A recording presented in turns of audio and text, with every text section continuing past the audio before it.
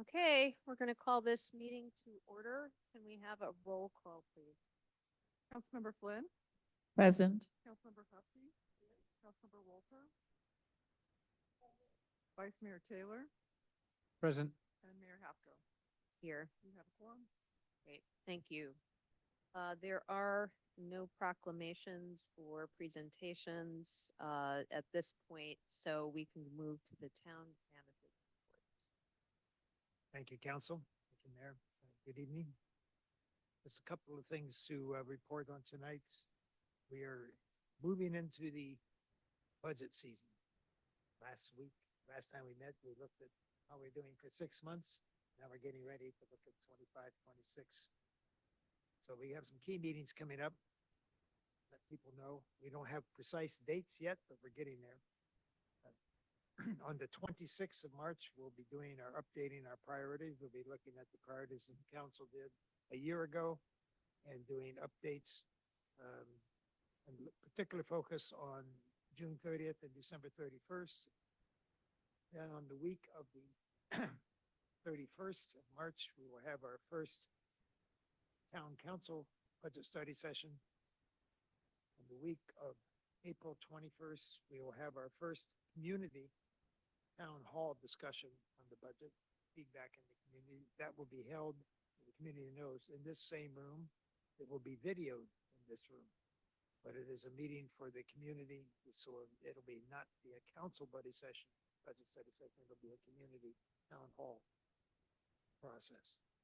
On the week of the 28th of April, we'll have our second council budget study session. Then on the week of May 5th, we will have our final budget study session with the town hall for community members, again, in this same building and videoed. So then I'm sure there'll be other things when the budget is released. We'll be having more of the draft budget. But I just want to let the community and the council know that these are happening.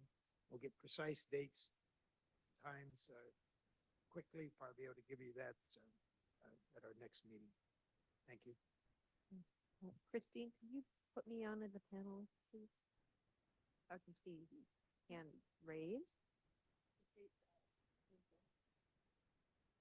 Yes, good question, Councilmember. All the dates will be posted, times, dates, and so on the website and on the newsletter. We want a lot of participation. This community is renowned for participation, so we'll see if they hold up to their reputation. Okay. I'm not on through my phone, so it. Be able to receive her as a. No, I'm not a panelist yet. That's what I'm trying to do.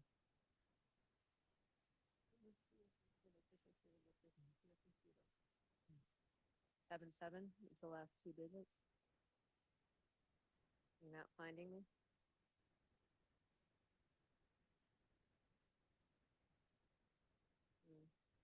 All right, well, I'm gonna have to ask those who see hands raised to help me call on people, but I'd really like to fix this. So now we move on to oral communications, which are items not on the agenda tonight, or public comments on the town manager report. And I have a blue card, and I assume this is to talk about things that are not on the agenda. Is that correct?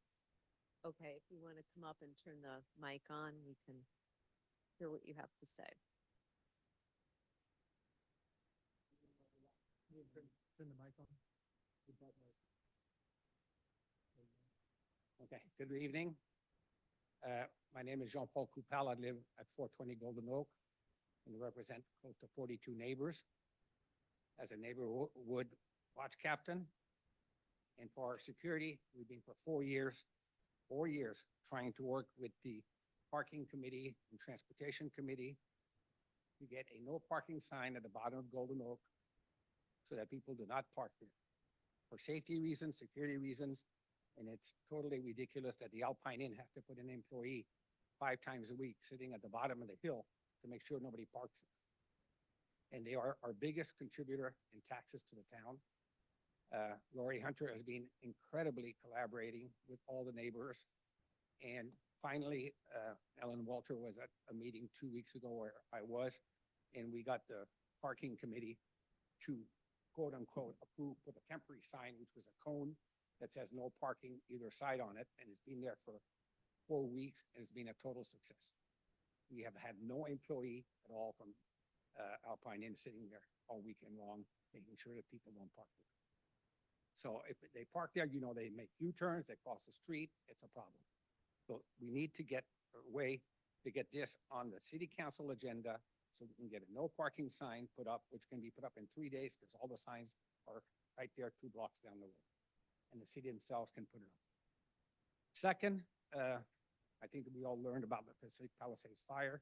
Portola Valley is extremely dangerous. And again, the exit road at the end of Alpine Inn, where the football field is still blocked, still has a gate, still has a lock. Nobody knows who has the keys. The fire marshal is gone. Alpine Inn is there. If there's a fire, cars can't get out, fire engine can't get out. So this is a powder keg. This is something that has to be addressed urgently. Keys should be given to whoever needs to have the keys. It should be paved nicely so people can get out if they're going to be able to get out. Because the way it is right now, there's only one entrance and one exit. We've been asking this for 4 years. No resolutions, no answers. So I need the help of everybody so we can tranquilize all the neighbors and make sure that we all on the same page. Also, I informed the financial director today that Alpine Inn has not been invoiced 8 months for the parking lot that they rent at the baseball field. They sent the check was never cashed. And Lori Hunter is the one who informs me this. So, I mean, there's a problem where we're talking about finance, but we don't even invoice. And then when we invoice, they send the check, then the check doesn't get cashed. So something has to be cleared up because that's just a simple, tiny operation and we need that money. So I'd like, I informed the finance director so he can research this to see if they're up to date. They're more than happy to pay. You know, it's a win-win for everybody because they get more parking spots on their own lot. Thank you very much. Thank you very much. Okay, I think I'm on as the panelist. And just to follow up, we're not allowed to talk about that tonight. We'll take those items and consider them. Thank you. All right, so then I'm looking at, see if there are hands raised. There is a hand raised online, phone number 7562. You're on mute right now. Okay. Thank you very much. My name is Caroline Vertongen. Unfortunately, this meeting is a conflict because we have to attend the MidPen, a meeting that will decide on the entrance. And unfortunately, my chair at Holland is on vacation or is traveling and cannot attend. We have seen a number of conflicting meetings. Yesterday, I was in a meeting at the Planning Commission till 11:30 at night. I hope that one of you were representing Town Council. I know you are the liaison, and I know Mr. Taylor is the substitute liaison. Finally, the Planning Commission decided to acknowledge the Bike, Pedestrian, and Traffic Safety Commission. For some reason, we have not been in the loop. All other advisory committees have been advised or have been asked for their advice in many major decisions, and for some reason, the Bike, Pedestrian, and Traffic Safety Committee has not. I'm still trying to understand why. Finally, the Planning Commission decided, unfortunately, they were going to allow, or they decided to do conditions to approve the priory, and then at the end they decided to just do a formal meeting with the staff and the priory. It's very unfortunate. I really concur Mr. Kupal's efforts. He has been attending our meetings for 3 years in a row. So have many other residents. And I have been on the committee for 3 years, but I have been attending the Bike, Pedestrian, and Traffic Safety Committee for many more years before that. We try to address our concerns, and our concerns are not being addressed. So once again, I'm asking the town council to, if you look at the handbook, residents are governing our town. We elect our officials. You promised to provide transparency and accountability. We have not seen that. We're trying to give you as much input as possible. And unfortunately, there's so many staff members and so many consultants who are not collaborating with the committees. So I hope that will change. Thank you very much. But thank you, Mr. Kupal, for your endurance and for, like many other residents. And I'm mentioning Willowbrook, Caroline, we're at the Portola end of Road. 3 minutes. Thank you. Appreciate I it. hope you finally will understand you need to change. Thank you. Thank you. All right, I am looking for other hands and I'm not seeing any. So want to bring that back, and we can now consider the consent agenda items. So want to see if anyone has something to pull from the consent agenda. Any council members have anything? Okay. I'm not hearing anybody. All right, then public comment on the consent agenda. I have Rita Gomez. Hi, thank you for taking my comment. I hopefully that you will pull the warrant list or clarification on a couple of charges. There's about $82,000 for software, open.gov. It was unclear if we're continuing to use that. And then another one for the backup service, and then $26,000 for Tyler Technology. Are we using 3 different systems still? Did we have to just update our licenses and stuff? Is open.gov even still being used by our finance department?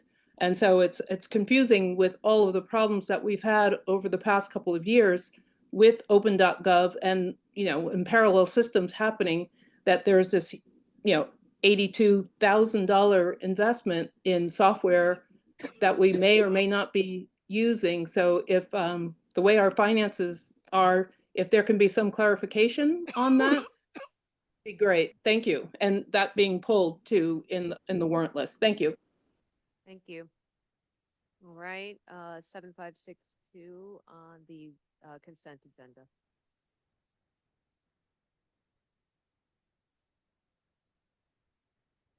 Great, thank you very much. I'm concur with resident Rita Gomez. There's several issues. I'm wondering why you're reissuing a check that was issued in 2023, and then again, Krupka, traffic consultant Krupka has been given over $160,000. Not one person, and if a person has seen his traffic plans, we would like to encourage to share that with the public. The PPTS has been promised to have a public hearing, and for the last 3 years, we have not seen anything. And so there's several major projects, which are Priory, Willow Commons, Hawthorns, and nothing is being discussed. We're not used to that.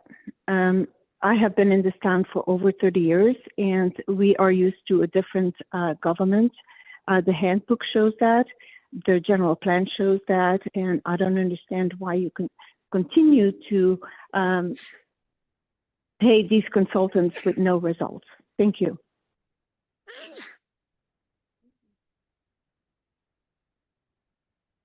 Okay, thank you. Thank you for your comment. Next hand up online is Chuck Corley.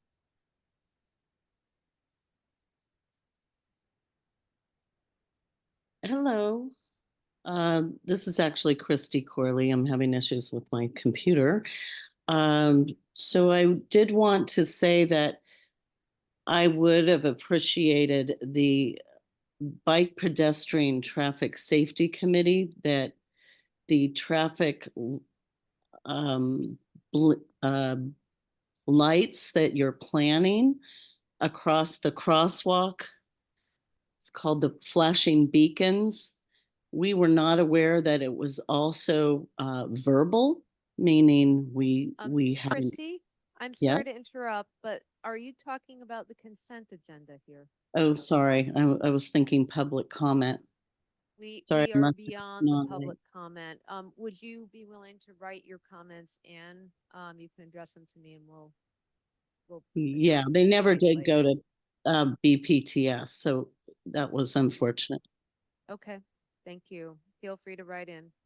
And I also have a speaker card from in the schoolhouse here, but we are beyond the public comment or the oral comment section. So, Mr. Eves, is it?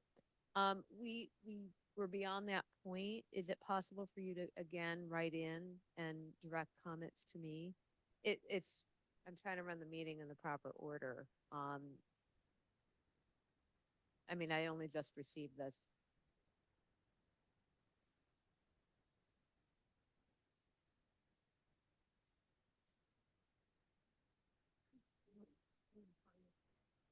Yeah, okay. So unless there's an objection, we can offer you the 3 minutes, but then we also should do the same for Mr. Corley. If you can keep it as brief as possible, that would be great. Thank you. I'm sorry for the, My name's Curtis Eves. I've lived at Portola Valley Ranch for 45 years. We live in a beautiful little town.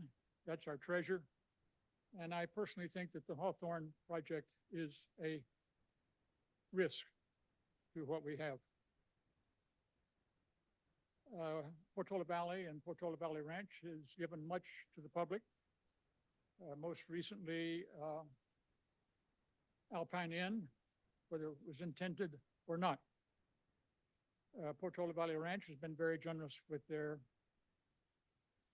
trails. I doubt if the town council appreciated where the Alpine Inn was going or budget matters in the past. So you can't see into the future. That's very forgivable. Nobody can. But what I'm urging you is not to make any decisions that can't be undone in the future. We're deciding for this year, next year, 5 years, 10 years, and nobody knows what's going to happen.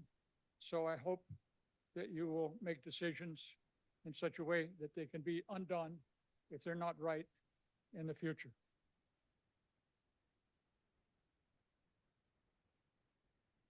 So Hawthorne is small and beautiful, and for sure, there's going to be overflow.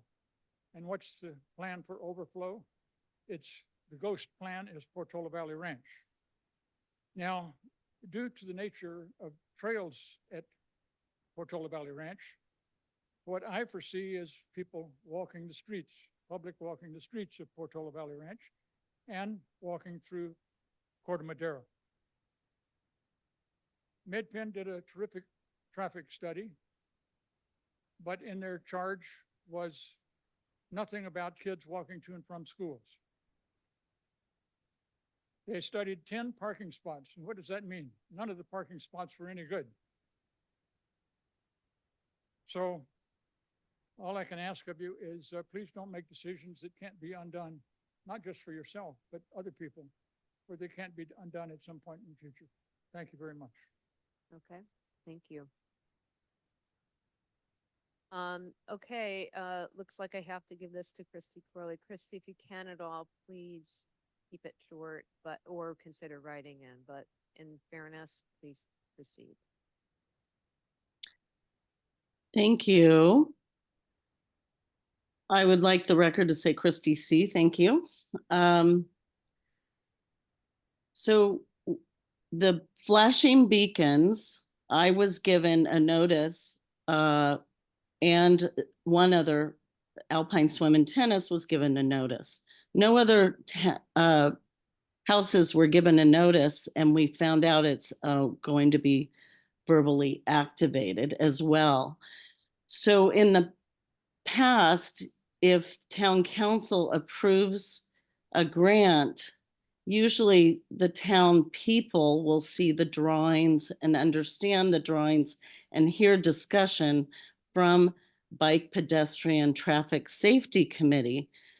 So you approve the money, but if in the future you say you can approve the actual purchase and that this is what you agree to, because at that time of money approval, there were no drawings, no company, and it wasn't clear to us that it was going to be verbal. I live on that corner and I just want to be able to hear what it's going to sound like. And if we could have the flashing beacons sample come to the corners and the neighbors actually hear what it sounds like and give any feedback, because La Mesa on Alpine Road has flashing beacons without verbal. So I just assumed it was going to be the same way. So I think we need to do a better job with getting information to BPTS. I've been going to 3 years of meetings waiting for that. And then I had to make a lot of phone calls and a lot of emails back and forth with Paul Krypta to find out what was happening. And I don't think the people around these flashing beacons understand what's coming, and I don't understand what's coming. And I don't have a date to meet with him to hear what it's going to sound like. So I really urge the council, when you pass something, that you also say, bring it back when you have the drawings, at least to the committee for discussion. Number two is Hawthorne's meeting is tonight. It's at 7 o'clock. We can't be two places at once. I'm trying to navigate 2 computers and 2 meetings. And this is really important to our town with 79 acres and a parking place for 50 parking places across from Roberts. We all need the opportunity to listen to what they're talking about and not have 2 meetings at once. And I approached both the town and MROSD, and no one was willing to make any changes regarding this. And if this is the way Hawthorne's is going to go forward with Christy. meetings at the same time, I just encourage you to make some changes there. Thank you. Christy, thank you. All right. So circling back to the consent agenda, having heard the comments, does anybody want to pull anything, or are we going to vote all of it down? I'm not seeing any hands.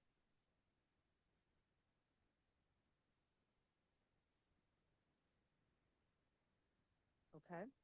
All right. So pulling item 5B. So let's on 5A, a motion to approve the minutes. So moved. And then Okay. Roll call. Councilmember Flynn, Aye. Councilmember Hefty, Councilmember Walter, Vice Mayor Taylor, Aye. Mayor Haskell. Aye. Motion carried. Okay, Mary, what did you want to review on the warrant list?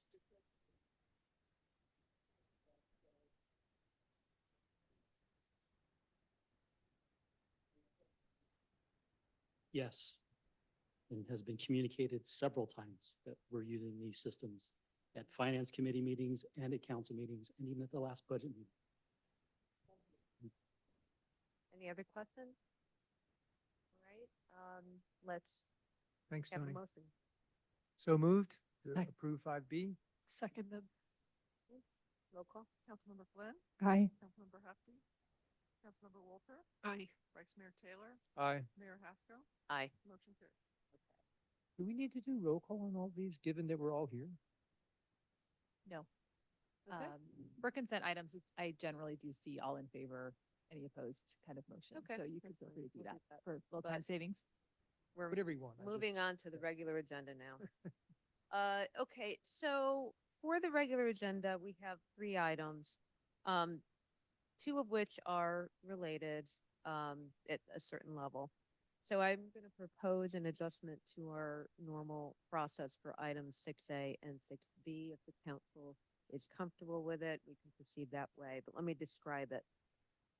First, we'd hear from the Housing Element, Site Evaluation Committee.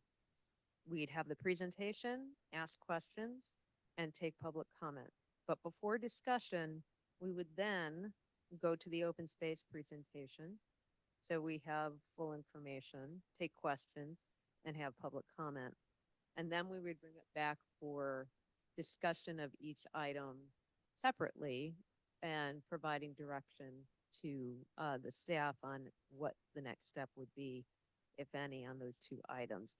And the reason is because there is a reference to the property that's the subject of the open space presentation in the housing element. And while I think the housing element is a separate item, I think people generally want to understand what the open space view is on that one property, potentially before having a final discussion and a recommendation.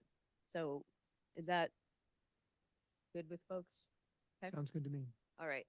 So, with that being said, our first up is the presentation on the Housing Element Site Evaluation Committee recommending alternate sites to Dorothy Ford Park and open space. And Karen, are you presenting, or is there a staff presentation first? Okay. Excellent. Okay. Okay. Yeah, you can hear me. Good evening, council members. The Ad Hoc Site Evaluation Committee has been hard at work, and we look forward to presenting our recommendations to you tonight. Our assumption is that you've read our memo and committee report, which were included in the agenda materials. So with that in mind, we want to quickly cover key points so we can leave you with more time for fruitful discussion of ideas, issues, and next steps as we proceed along the path of finding more suitable, affordable housing sites to replace building at Dorothy Ford Park and open space. We'll spend some time discussing why are we here, how do we accomplish finding a better suited site or sites, who's on our team, when must our deliverables happen, what have we done so far, where are our best options, and in which direction do we head from here? Simply put, we would like to find better alternatives to building 50 affordable housing units at Dorothy Ford Park and open space. This graphic helps you visualize the conceptual plan of what building those 50 units at Dorothy Ford Park would actually look like. It's a substantial impact on our revered open space and encroaches on our recreational resources.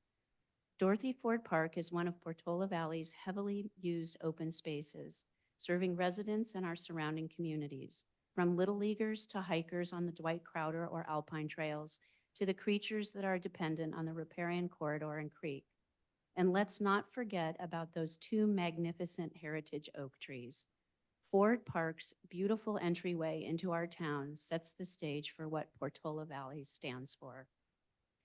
You may also recall that many town committees and residents were, and still are, opposed to building on this open space. If not for the creativity of our planning commissioners, thank you, Judith and Craig, and the crafting of our sunrise proposal, we may lose this iconic landmark.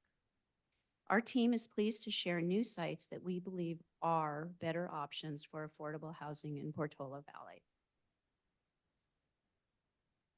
What process have we been following? None of us wanted to reinvent the wheel. We started by leveraging the tremendous amount of work already completed by the Ad Hoc Housing Element Committee, the Ad Hoc Committee on Town-Owned Properties formed during the pre-COVID era, as well as other existing resources. Then, as part of the post-adoption plan, the Town Council created its own outreach subcommittee which was Judith and Mary, who reviewed potential sites and held many, many conversations with property owners while taking copious notes. From there, the ad hoc site evaluation committee was formed to follow up on that list of sites and identify new properties to follow up on. Our volunteer resident team is passionate and very knowledgeable about Portola Valley. We have a variety of expertise and perspectives. You most likely know many of us for our current involvement on town committees, as you'll see on this slide. Quickly, I'll run down the cast list. There's me, Karen Askey, the chair.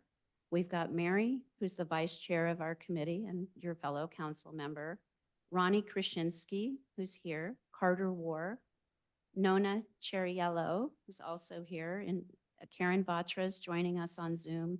And Jocelyn Gray, who's a new volunteer and a renter. And we appreciate her perspective and hope she joins more committees in the future.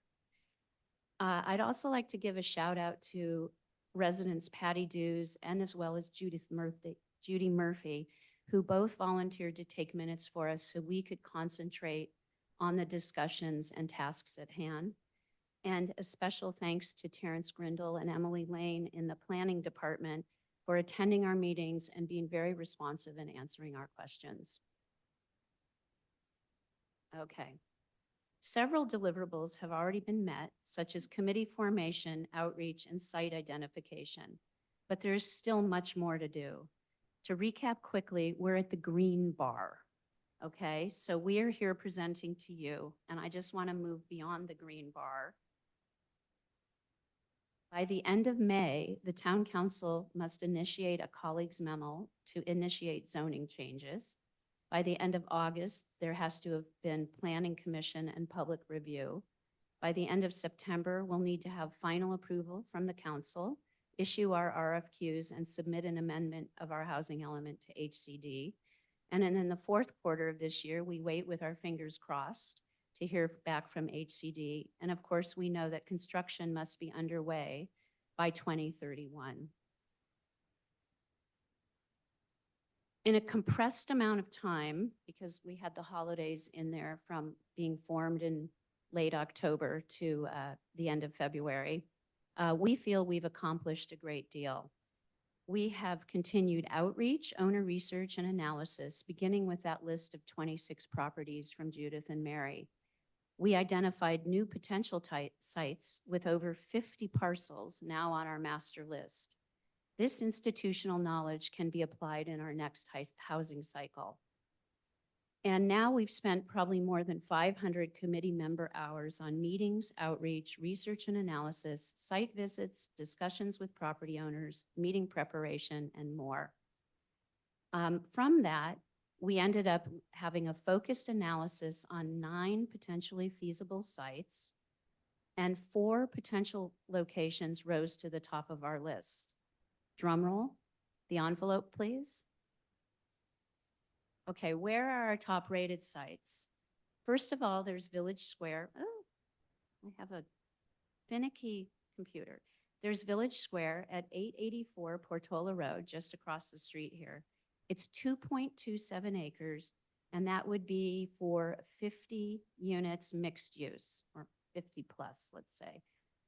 Fogarty Winery parcel up on Skyline Boulevard. It's a 14-acre parcel.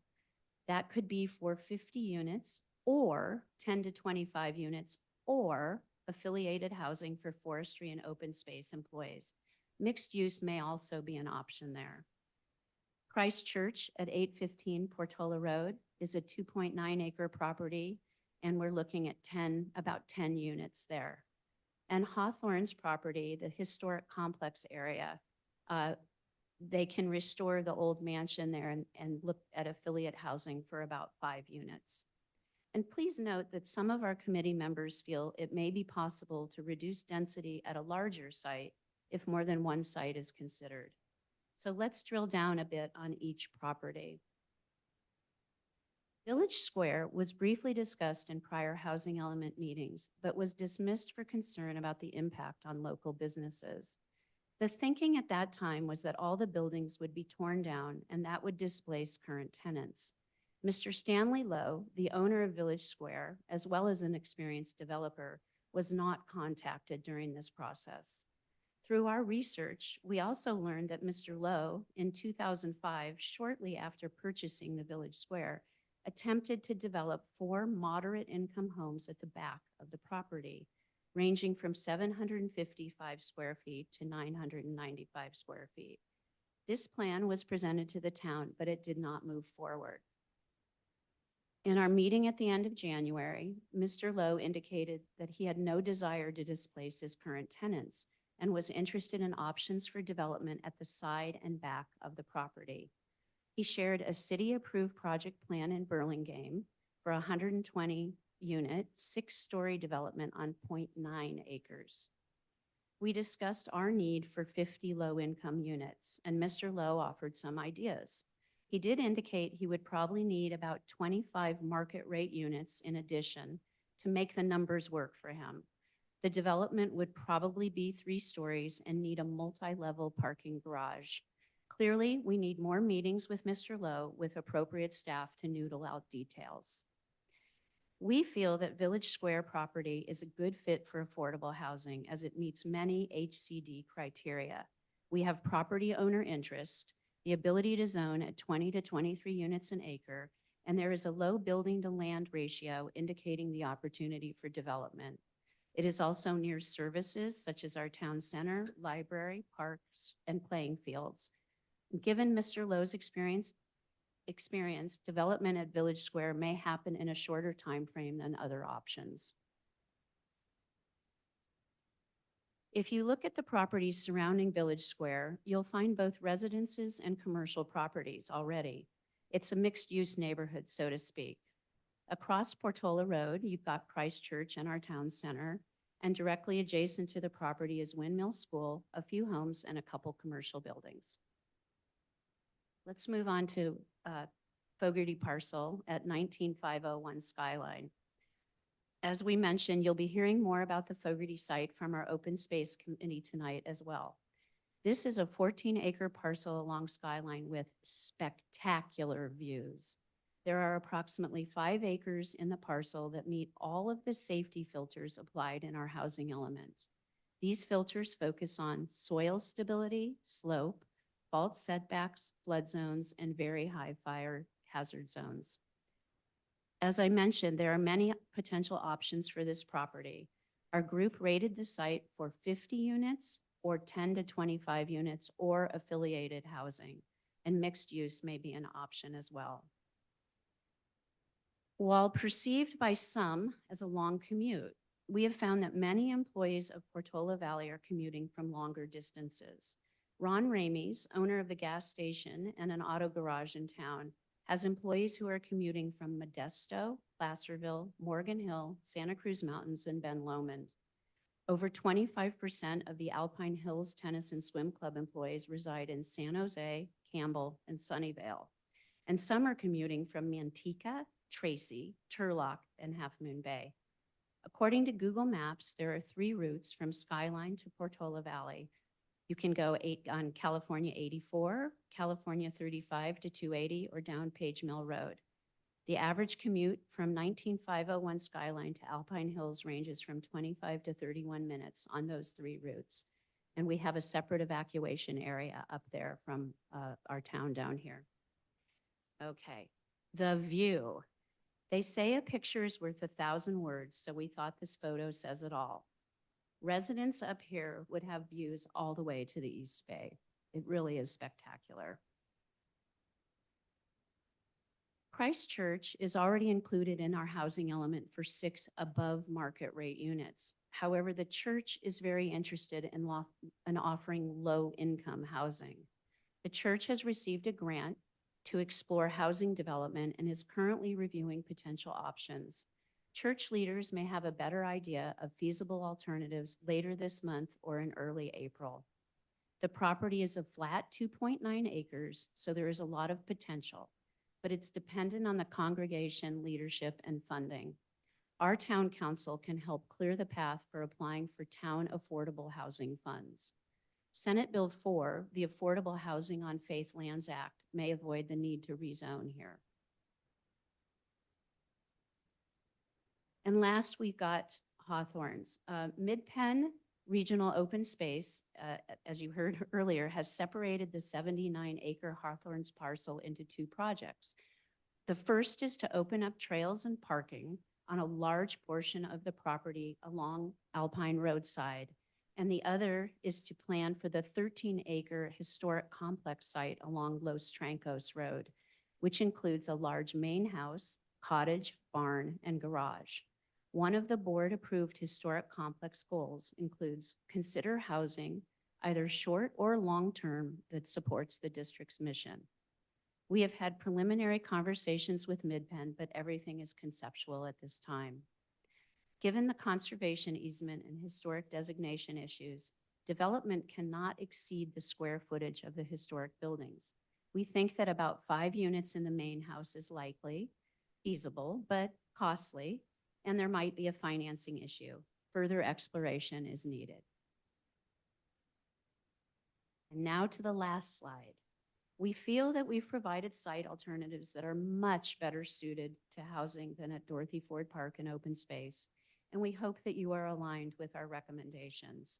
We're looking forward to hearing your questions, comments, decisions about next steps, including, but not limited to, feedback and follow-up on the site recommendations, needed follow-up with chosen property owners, further information desired, and what direction you want to give to planning staff, our group, or others as appropriate.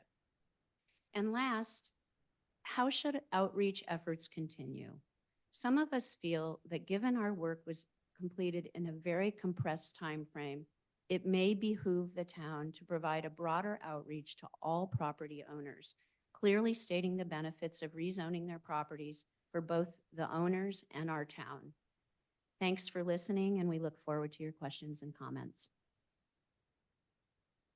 Thank you very much. Very, very impressive effort and work product, and we truly thank you and every member of the subcommittee or the ad hoc committee and the public who helped. First, as agreed, we're going to go to questions by the council. So I'll start with Rebecca, see if she has questions. I guess my main question is more directed at Terrence in terms of just considering what next steps might be if the council decides on one or more of these sites. What exactly would happen next?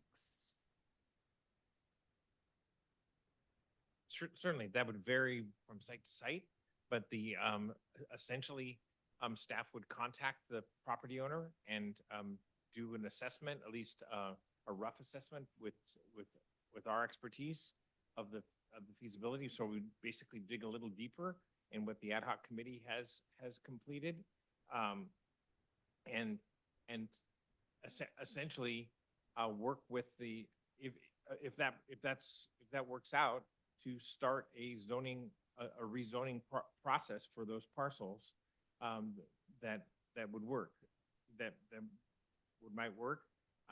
That of course will take some time and some resources. So obviously before that was embarked upon, we'd want direction from council and the town manager. Just sort of follow up on that in terms of the resources involved. Would most of that work be done in-house, or would you need to use an outside consultant for part of it? Probably would require some outside consulting work, but primarily could be done in-house. However, there's only so much time that I have, so it means other efforts wouldn't take place on the same schedule. Okay. So that's something for myself and the town manager to sort of decide whether or not more consulting work or my effort was most appropriate. Do you have a sense of which projects would have to be kind of pushed aside? Which of your current projects or projects that you would be dealing with over the next few months? Essentially, their housing element program implementation. Okay, thank you. Mary? Just want to add my thanks and what a great presentation that was. It was really, and what a pleasure it was to work with that group. particularly Ted and Terrence, of course. But the perseverance and fortitude that was shown and the care to detail was really outstanding. Craig? That's a comment. I apologize. How did we do that? That's my question. Craig? Thank you. So ditto, I think you guys did a nice job of presenting the information. Two questions. One, are there any creek issues with the village square, given that the creek runs sort of right behind that? In terms of, you know, setbacks, water table, those kind of things?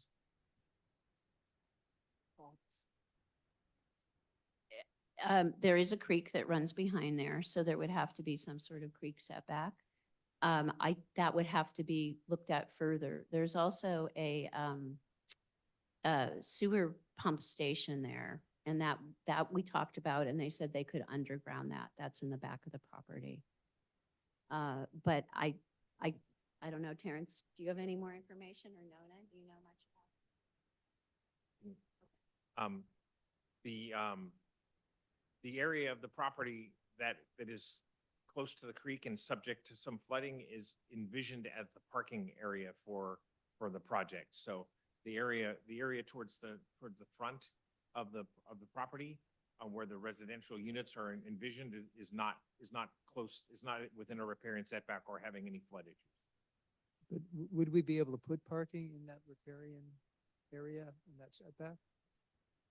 I'm sorry, Because I mean, we're talking about a structure. I mean, this isn't just Right. parking. We're talking about potentially a two-story structure, right? Yes, and I misspoke. It's not the riparian setback. There's a flood Okay. flood line Got it. that Okay.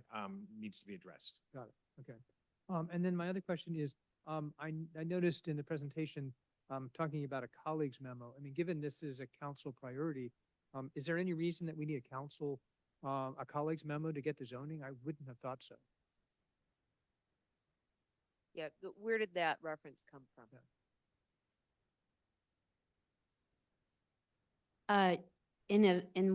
When we first started out, we met with Terrence to ask what the process was. And I believe that was something that came out of our meeting. And if we don't need the memo, that's even better. But I'm gonna defer to Terrence because I wrote that down from my meeting Yeah, with no, Terrence. I'm just- Essentially, this presentation takes the place of that approach. I don't think you would necessarily need anything further. If you were to direct the town manager to work to have staff investigate these parcels for zoning, then that would happen. You wouldn't need any further colleague memo, in my opinion. Okay, yeah, that's sort of what I assumed as well. Okay, thank you. Thank you for all the work that this committee's done. Could you pull the slide back up with the approximate number of proposed units that you guys are, yes. That's Western Dry Creek Inn. Oh, there we are. Cute family photo.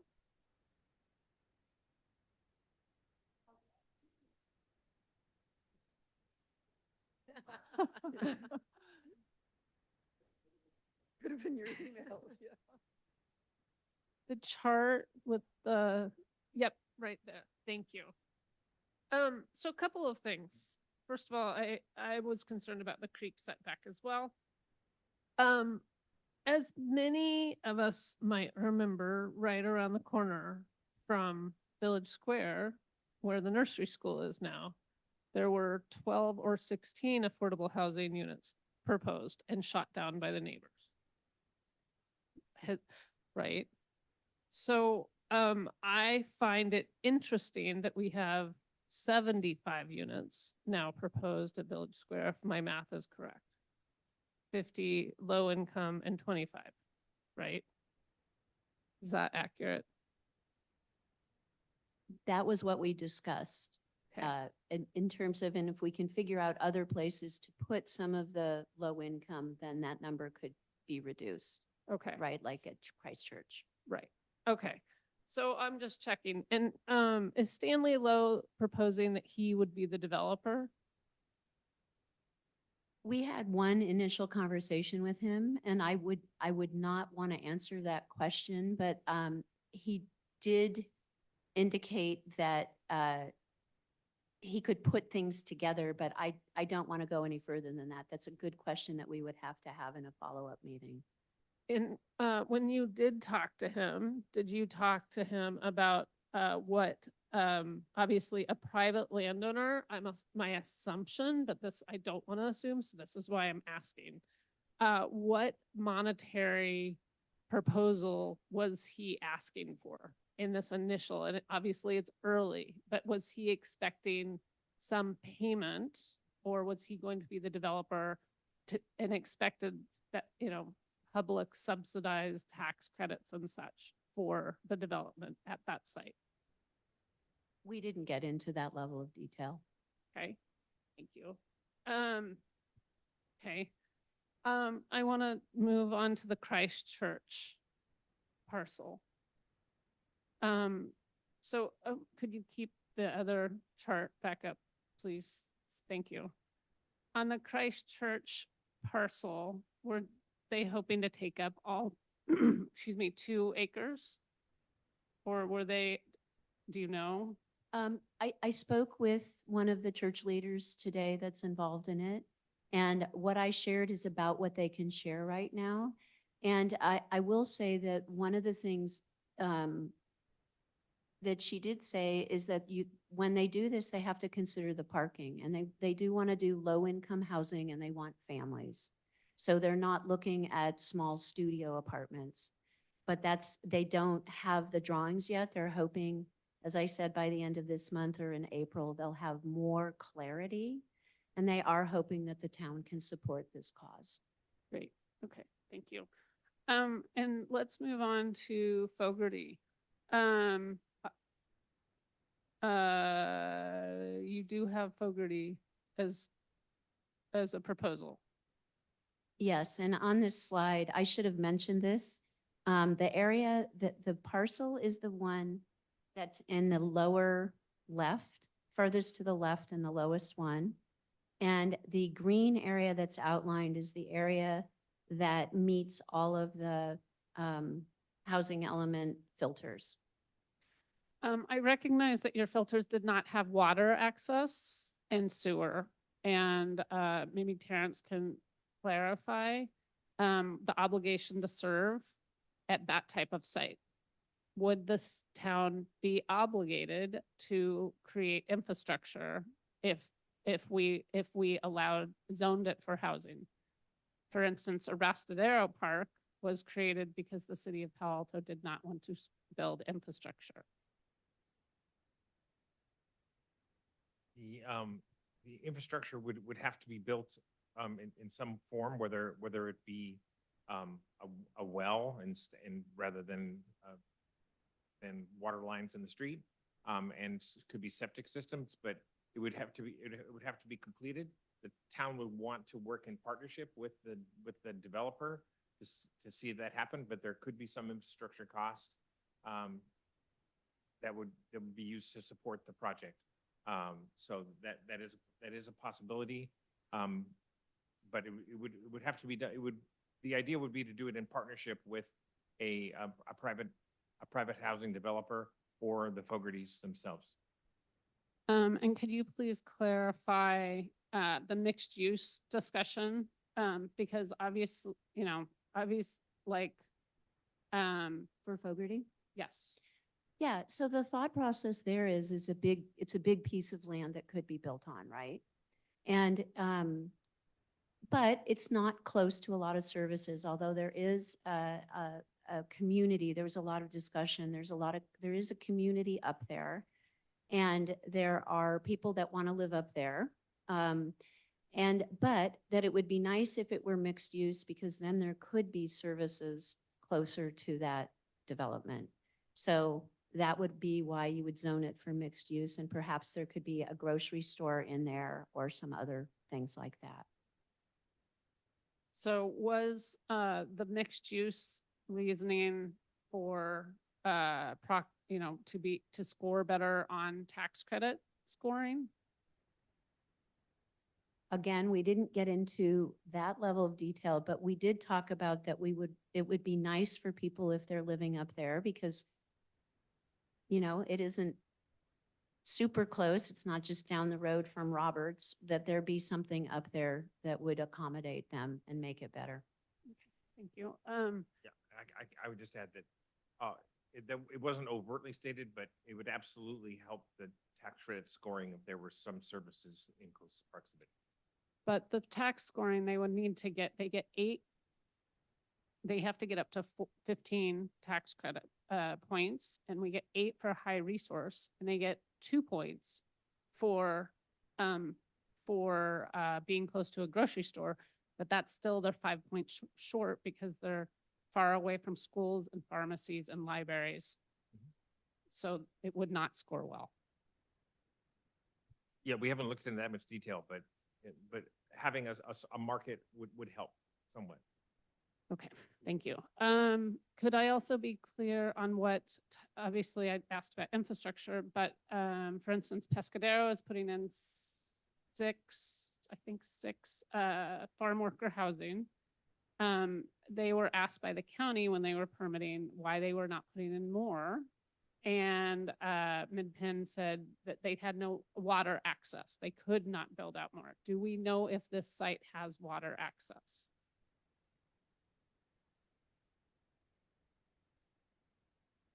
Okay, so we don't know for sure, but there is a winery with a lot of vineyards. So I'm thinking there's water somewhere nearby, and this parcel is right next to where the vineyards are.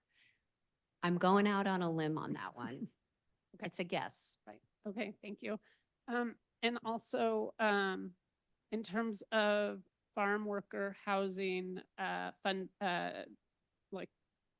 right now there is in San Mateo County, there, people are helping farm worker housing to get done.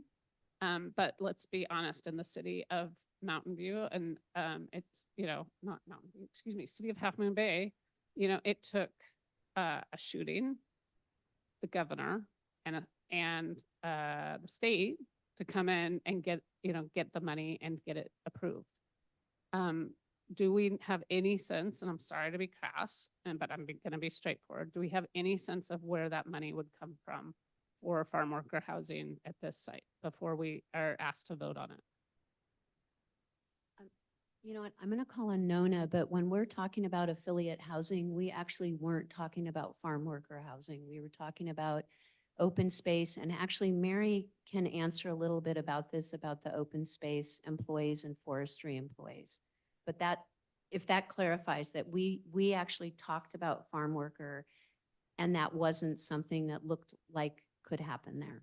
Got it. Okay, so would this be housing, like if the town were to buy it though, right, then it would be for the town to have affordable housing built? Was that the idea? Yes, I think the idea, if the town were to acquire the property primarily for open space, the areas that were developable could be an RFP could be issued to look for a buyer. Typically, as I'm sure you're aware, when a town owns a property like that, the land is donated from the town to help support the project.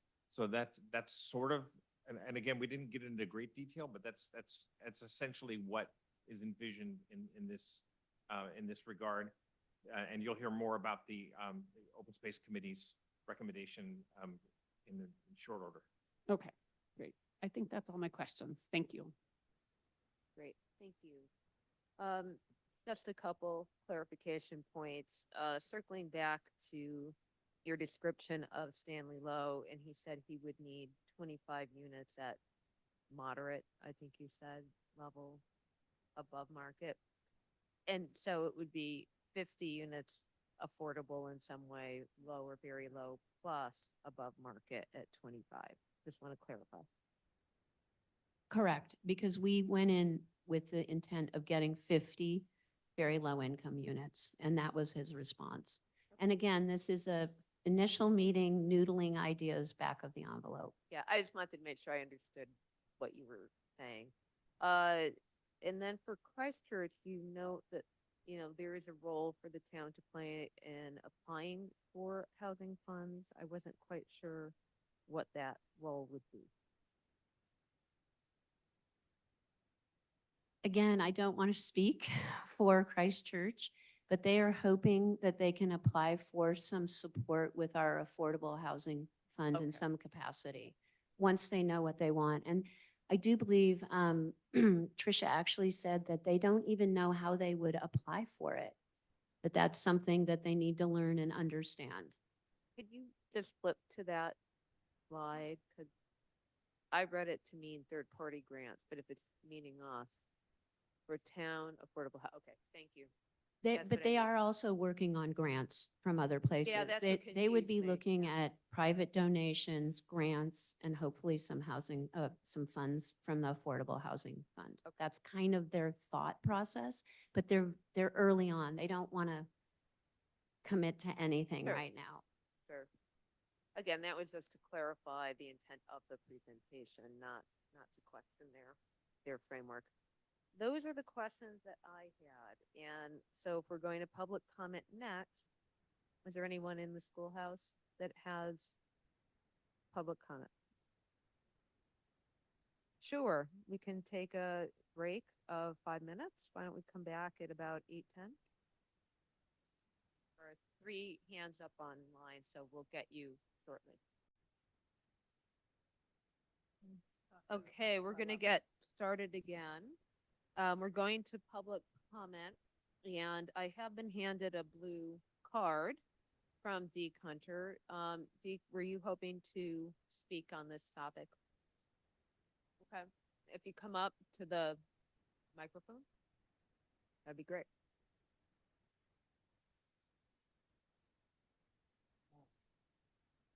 So my name is Deke Hunter. I live at 5 Cherokee Court. I'm a native of the area. Grew up 5 miles that way and I live 2 miles the other way. And the owner of the Alpine Inn, whatever that's worth. I think this is a great exercise you're going through. My observation as someone who builds commercial office buildings and shopping centers and residential projects also, from not single family, from townhouses to 100 units to the acre type product in downtown Sunnyvale through downtown Redwood City. One site probably won't fit all. So to the extent that you can move your pieces around a little bit, I think you'll get the best value for the dollar. And in my side of private development, it is very common that we trade zoning density as a currency. So as we try to meet housing elements in every community we work with, we trade this away around a lot. And sometimes we get more density when we raise the affordability percentages from the minimum to something else. Sometimes we get more commercial in exchange for building more residential. So you do have trading cards to play with. Philosophically, I happen to believe that while we build affordability, and I'm a firm believer that we need to meet our obligations as a town, that we are all too fortunate not to meet what we owe every community that supports us. So I'm in a rub with many of my neighbors who feel like we should be offering this burden to Redwood City and Palo Alto and other communities. That's not how I feel. I feel we have an obligation. So solving this problem, stepping up and meeting our obligations is something I firmly believe in. That said, when you build affordability just randomly, on the Fogarty site, for example, those families don't have the infrastructure. They don't have their church, their school, their families around them. So yes, their housing is affordable, but it's a 30-minute drive from that location of Roberts Market. There's only, I had my office look it up for me real fast. There's only a little over 3,000 people in a 3-mile radius from that property. So you'll never get a grocery store up there. So just keep in mind that while we try to solve one goal, sometimes we break down families with other goals. I think where you are circling on the other 3 sites are great. And so I'm a big advocate of working with with Christ Church on their property, on affordable nature. I think, you know, the Village Square, or what do we call that now, is a good mixed use, means something else to me, but could be a combination of both market rate units and affordability. So I think you're going in the right direction. And if you need outside help with development experience, I'd be happy to volunteer my time either with Christ Church, because in theory I should be going there more often. I didn't go last year. But I was baptized there. And so I'd be happy to help out if you need any outside help. Thank you. Thank you very much. I don't see anyone else in the schoolhouse raising their hands, so we can go online. The first hand up is 3056. Hi, it's Dana Breen, 4680 Alpine Road. Can you hear me? We You can. there? Yes. Okay. I'm stunned by the presentation, Karen and committee. What a great job. Fabulous work. You know, the Stanley Lowe site, Nicholas Targ and I used to fantasize, you know, when the nursery was still being sold, that the Al's Nursery, Village Square, and the property to the south, where there are now 3 houses. We thought that would be such a vibrant experience for the town and the town center. So I'm thrilled that he is willing to consider this. And I think with the church, if the church develops, I think that'll be, you know, even a little more density in there. But my recollection is that the church is only planning on 6 houses, but I know that from a long time ago. Fogarty, you know, is covered in springs if you're worried about water, but I tend to agree with what Deke just said. And also farm workers, quote unquote. I mean, vineyards really only have workers, you know, pruning and picking. So I don't really see that it's a farm worker site. And, you know, for me, always hands off of Ford Field. And I'm doing my best to have the 2 oaks legally protected. But if not, I will be chained to one of them. Thank you. Thank you, Dana. Peter is next.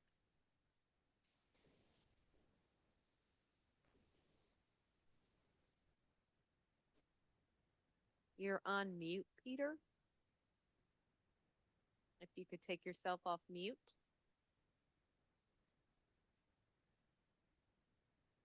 Okay, we can go to Karen Batra and then circle back with Peter while he's figuring out the mute button. So Karen, oh, he just did it just in time.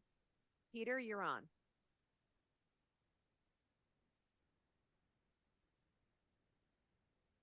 Peter? You went back on mute. We're not hearing you. All right. Karen, if you are on, why don't you go and we'll let Peter come back. Yes, I'm here. I wanted to speak a little bit about the affiliated housing on Fogarty, because that was a last minute idea that I came up with. I had the unusual circumstance that after I was appointed to the committee, I realized that somebody I know reasonably well actually works in affordable housing, and I got to forward the different sites to this contact, and in the end, they were pretty strongly against Fogarty because of many of the things that Councilmember Walter suggested with sewer, location, no schools, etc. And although I'm supportive of perhaps the town buying it, the alternative for housing would be some sort of affiliated relationship. I'm not sure how it worked out, and so that's why we don't have any details, because it was really a last minute brainstorm to come up with something that would be appropriate for the number of rangers with Mid-Penn, the state park people, something small and that perhaps could be off grid because there isn't the infrastructure. So that was just sort of it's very much at a brainstorming stage. I just wanted to clarify that. Thank you. Thank you, Karen. All right, Peter, if you're on, please speak.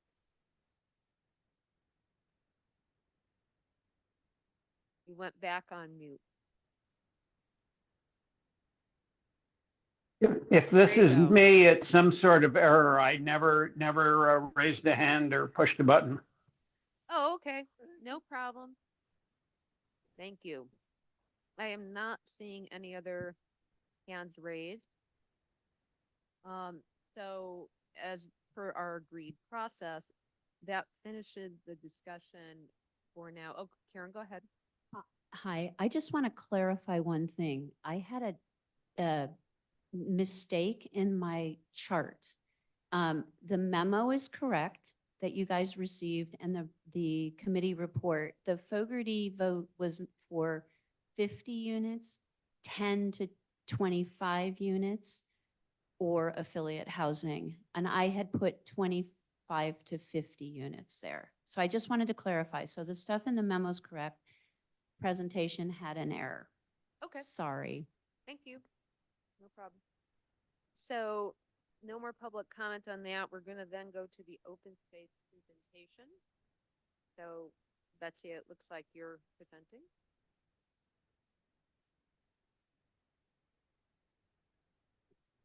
Yes, I am. Thank you.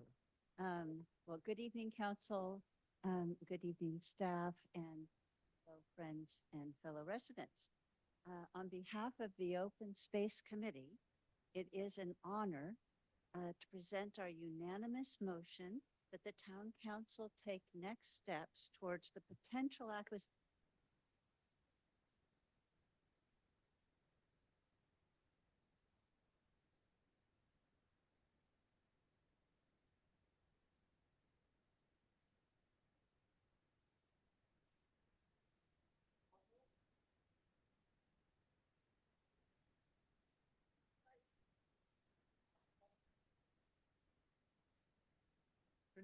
You have to.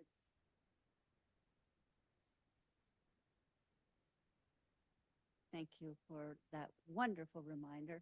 I thought my voice so booming that it was going to reach everybody. Do I need to start over or will it be all right? Good, thank you. Although it most recently came to light via the Ad Hoc Alternative Sites Committee, and our thanks go to the committee at large, this opportunity has been a very long while in the making. It is one of 8 Fogarty parcels totaling 215 potentially available for sale, 215 acres, and that since the 1970s has been within the constellation of Fogarty family holdings. After a lifetime of enjoyment, the family is transitioning its holdings and willing to work with the town. The appropriateness of this parcel for the town acquisition may well be dual purposed. The Open Space Committee would very much support that, and yet our focus is on how well suited it is to open space purposes. On that front, we are enthusiastic. We see its acquisition as being transformational, its positive impact felt throughout the town and beyond it. So I wanted to turn to 5 slides to share how we arrived at that conclusion. So first slide. You can see Fogarty Winery at the lower right-hand side of both of these maps. You can see the 8 that are outlined, the 8 parcels that are outlined there. Fogarty Winery appears at the lower right. Our parcel interest, due to its amazing positioning, is the 14.12 acre parcel in the northwest at the lower left, and it abuts Skyline on the front side. Moving to the next slide, because we are going to slide 2. Okay, there we are. This is going to be more clear. Everything that you see to the northwest of the Fogarty parcel there is part of Mid-Peninsula Regional Open Space Windy Hill. Razorback Ridge Trail is running right down alongside it. It's in brown there, and it parallels the parcels going downhill. And that adjacency affords a very desirable trail connectivity. I want to also note on this side of Skyline Boulevard, the west side, the neighbor is the Audubon Society, and they have very large land holdings there, as you can faintly see at least. I want to draw your attention to the red line there, because this parcel offers a key and critical link to bridge the gap in the longest of Bay Area trails, the Bay Area Ridge Trail. That is the Ridge Trail in red, and you can see it running through Windy Hill and then picking up again in the very bottom of this screen. It's almost falling off the map there. But we could actually move, we're all on the second side, sorry. It currently terminates at the end of Razorback Ridge and Lost Trail there in the Windy Hill space, and then picks up approximately 7/8 of a mile later down Skyline, cross the road, and off Rapley Road. Now moving to I want to say one more thing. The Open Space Committee sees that making that connection is of the highest possible value and would support appropriate easements towards that. Now moving to the LiDAR map. LiDAR maps are pretty extraordinary in accurately capturing the lay of the land. And what comes forward for me here are right away, you can see the steeper slopes that flank 3 to 4 really relatively flat portion of the middle parcel. And that extends from Skyline. And as you can see at the arrow going back, it's a little over 600 feet deep, and it loses about 75 feet in elevation. So relatively flat all the way back, but the outlined green area towards the front, quite a bit more so. It's a very traversable, particularly using the old road, as I have been told by Nona, it was quite traversable, a really easy walkable grade. You can see also in the upper left-hand corner of the parcel as it darkens out there, the steep terrain that falls off and becomes Damiani Creek as it goes down and parallels Razorback. Moving to the next slide then, we have then and now aerials that allow us to see the land across a 75-year interval. Here, one thing that stands out for me are the fairly consistent contours of that relatively flat and open terrain in the front. Of course, there has been, as we might expect, some encroachment of the Oakland woodland community around it, but it has stayed more or less the same for those 75 years.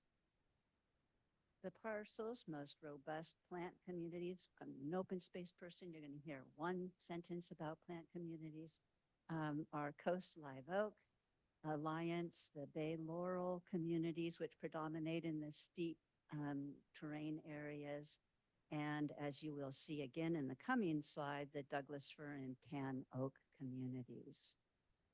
So now moving on to Ronnie Krasinski's fantastic photos for giving one a sense of being there. It captures the beauty of the partially cleared trail throughout the Douglas Fir community. And one more slide of Ronnie's, and I hope you have, but if you don't, yes, there we are. So this is the old road of which I spoke earlier. So that is the end of the slides, but we can leave that one up if you like. In sum, I'd like to say that Fogarty's open space value is very much its adjacency to Mid-Penn lands and its trail connectivity. Its window of availability is now, and that's not a window that is open very often, as you will learn. And it is no small matter that it is within our means to acquire it. So this is what led to last Thursday's unanimous motion from the town's Open Space Advisory Committee recommending that, and now I'm quoting, the town council pursue next steps in the possible acquisition of the parcel for the purposes of open space and the potential exchange of development opportunities onto this property to preserve Dorothy Ford Park parcels 7 acres as permanent open space. The town council is welcome to call on us if we can be of additional support. Should you decide to move forward with an appraisal, one of our committee members could recommend an excellent appraiser, potentially available soon, but unlikely to be available for long. And to close on a meaningful and what I think is a sentimental note, in an August 11th, 1995 letter requested by the then town council and addressed to Portola Valley's General Plan Committee meeting at the time, George Mader identified 14 priority parcels for open space acquisition. It is telling that Fogarty was one of those 14. Due to scarce availability and the expense of Portola Valley land, the town has acquired one other property on that list of 14, and that is Spring Downs Parcel 4 in the year 2000 and Parcel 3 in the year 2005. So here we sit 30 years later, after George Mader compiled the list of the most desirable properties for acquisition and in a position to realize something wonderful. Thanks for taking it from here. Thank you, Betsy.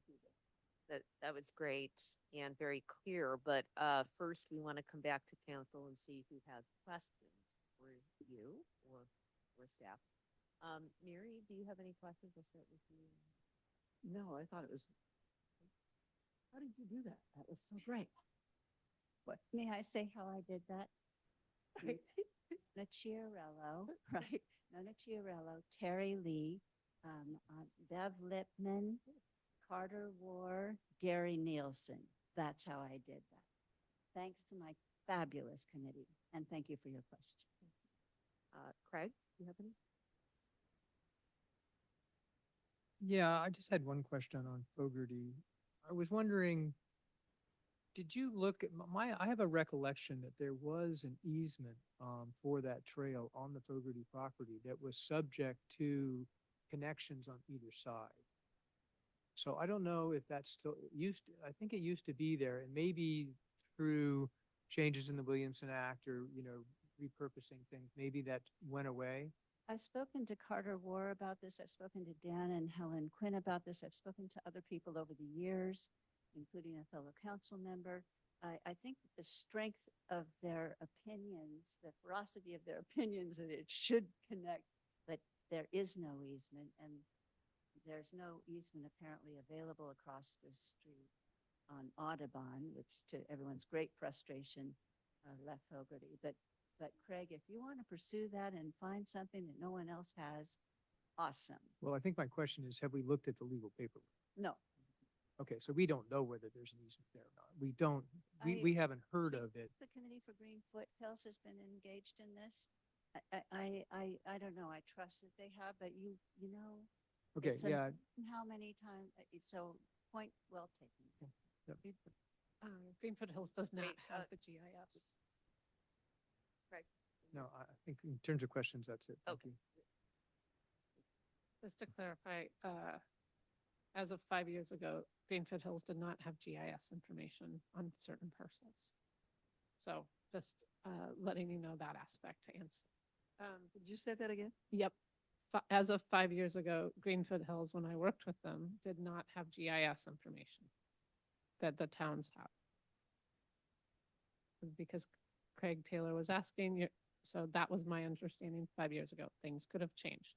GIS means Geographical Informational Systems. Service. Yes. System. So, and that I heard what you said. I just couldn't connect it with what I It- just the heard. GIS systems are what people use to look at the legal what's the legal constraints on properties. In other words, you're supporting Craig that we ought to look deeper. Yes. I think that's always a good idea. Thank you. Okay. Question. There was a lack of staff report on this. So I need some clarification. Is it 215 acres for sale? Is that? No. See this? The not the one parcel we're looking at is no 14.12. I was giving you the full acreage. Okay. and I have to admit, I didn't add it all up myself, but I trusted the number I was given. Okay. 14 acres. Thank you. The 200 some odd acres does not include the residents nor a couple parcels associated with the residents that's downhill from these 8 acres, 8 parcels, excuse me. Okay, so, and the connectivity the only connectivity is either on Skyline or through Razorback Ridge right now, is that right? Or through the vineyard? There's, Could you, I called out Razorback, and you know Lost Trail connects, right? So Lost Trail is the connection to the Bay Ridge Trail. So there would be easy connectivity, right, to come up Razorback or Lost Trail and walk this parcel. Apart from the really golden opportunity to make the connectivity for the Bay Area Ridge Trail. could you pull up the map again, please? Could I get that map up again, please, on the presentation? I think that you would like the page 2, slide 2.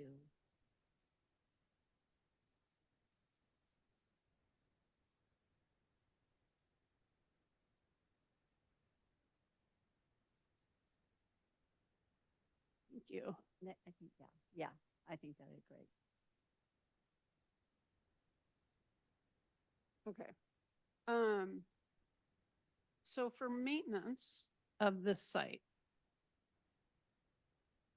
you know, how is the committee recommending maintenance? Because to get maintenance vehicles and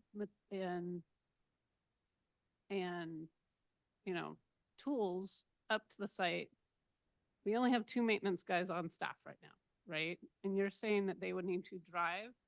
Is that what the committee is recommending for the maintenance of the site? Well, this is a question that at that detail level, Right. it would come down the line, but I will just say broadly, when open space has acquired, when the open space committee and the town has acquired prior properties, a couple of things happen.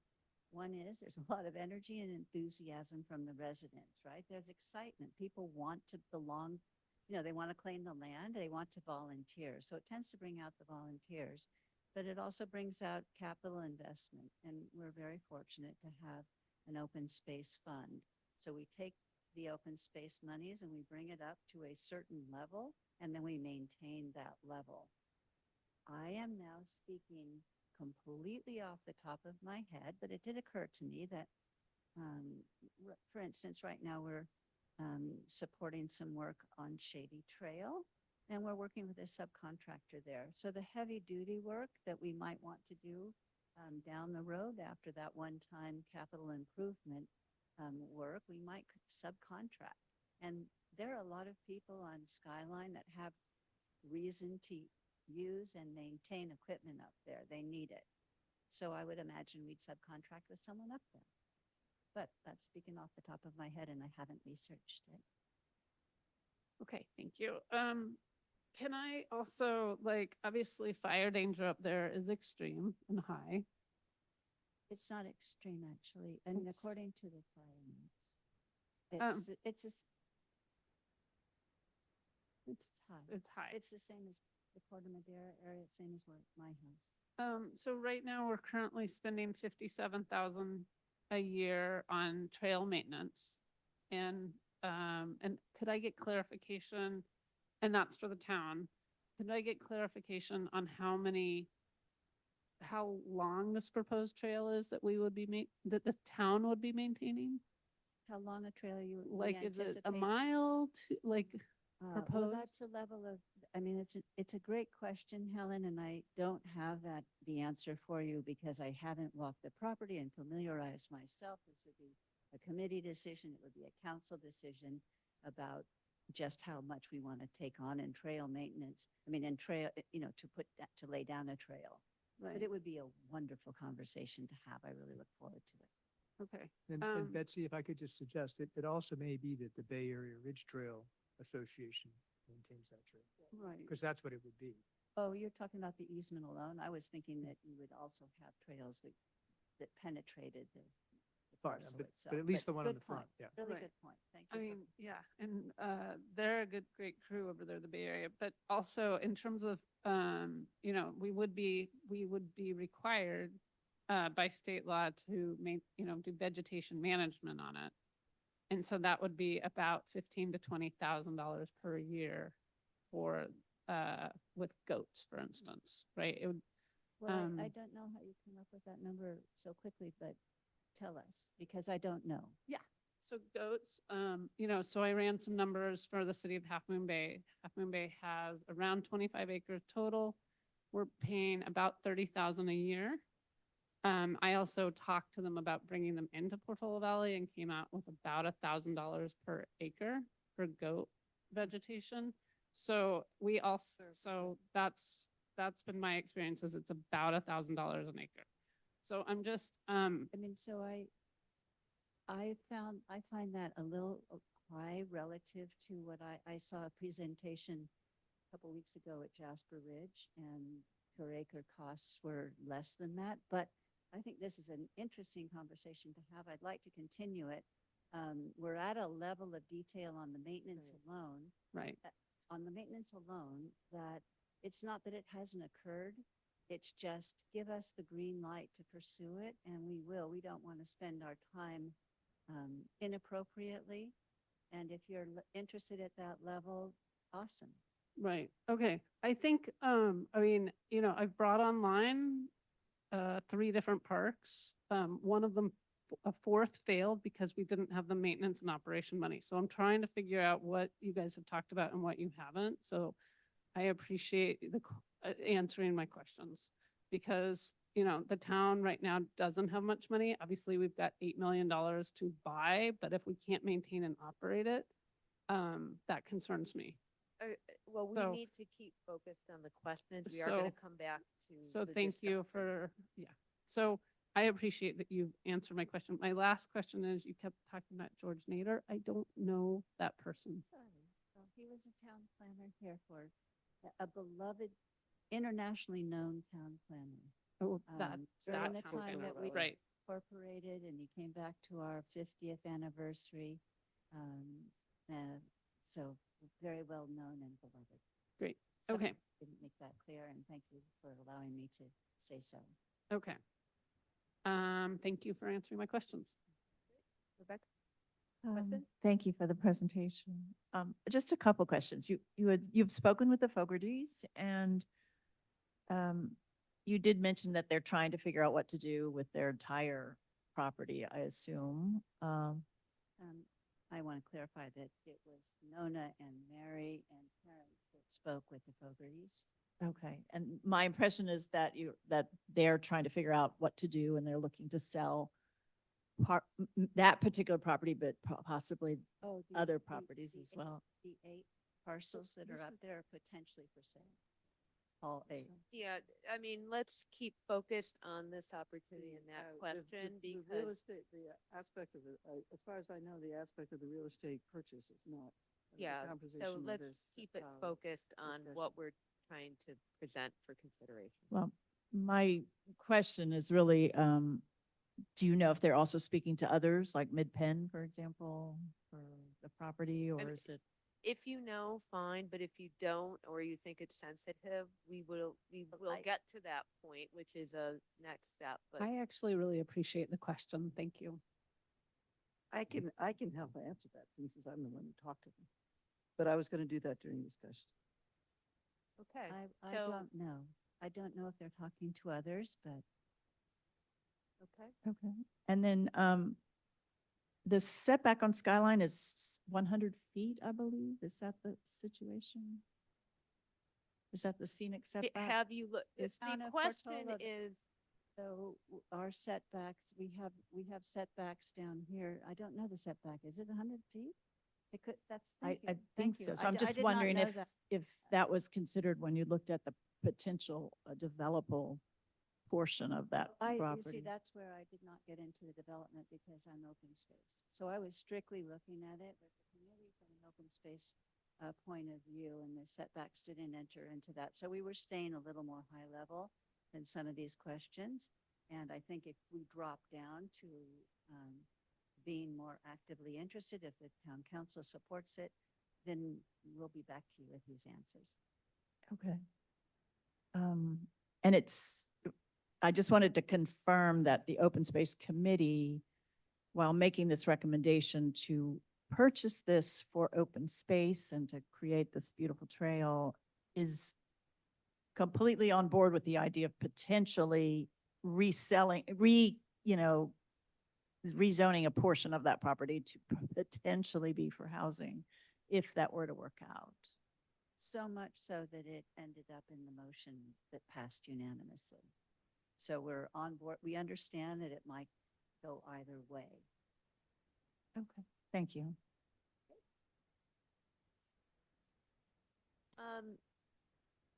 I think you've answered the questions that I have, but to clarify the goal of what you're recommending that the town decide to take next steps, right? Correct. Okay, that's, just want to make sure we're on the same page. All right, let's go to public comments. Thank you, Betsy. Anyone in the schoolhouse? I'm not seeing any hands raised. Oh, no, please, go ahead.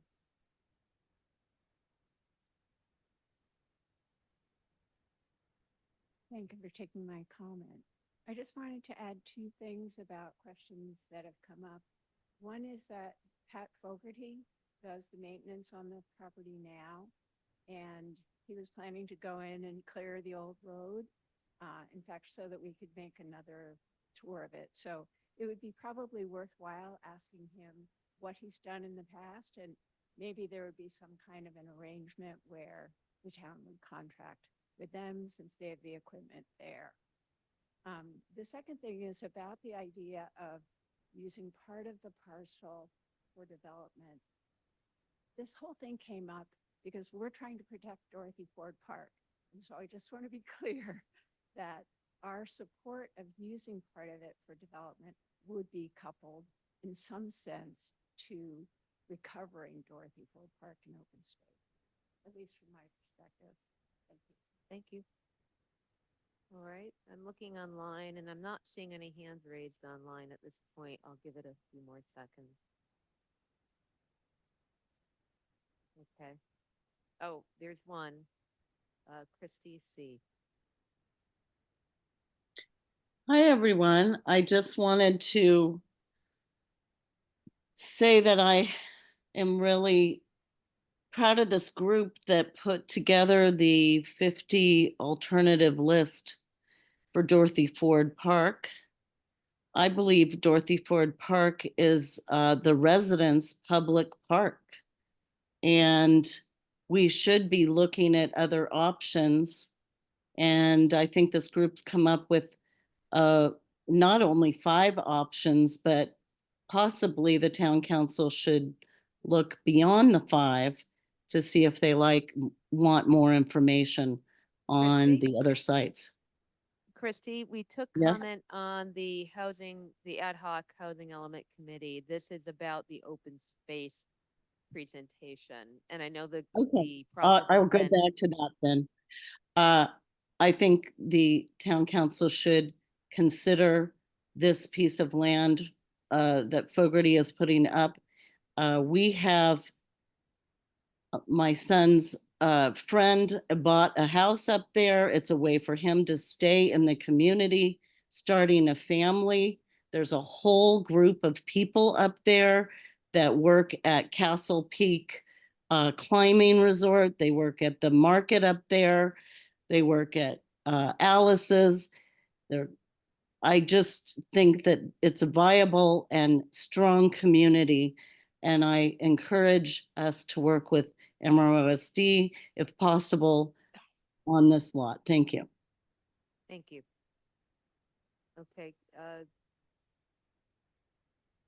There's Karen, if you want to make a statement.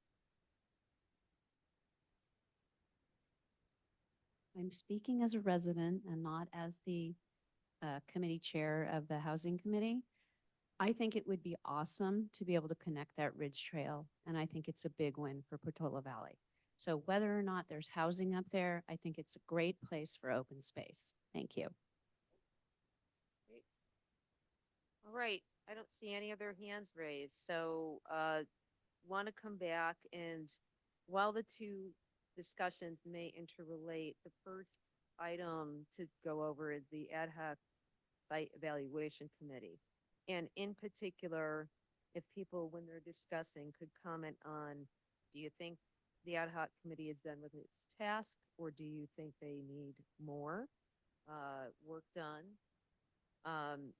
What do you think of the properties that they have presented, both as their top four and any others, or should we continue looking?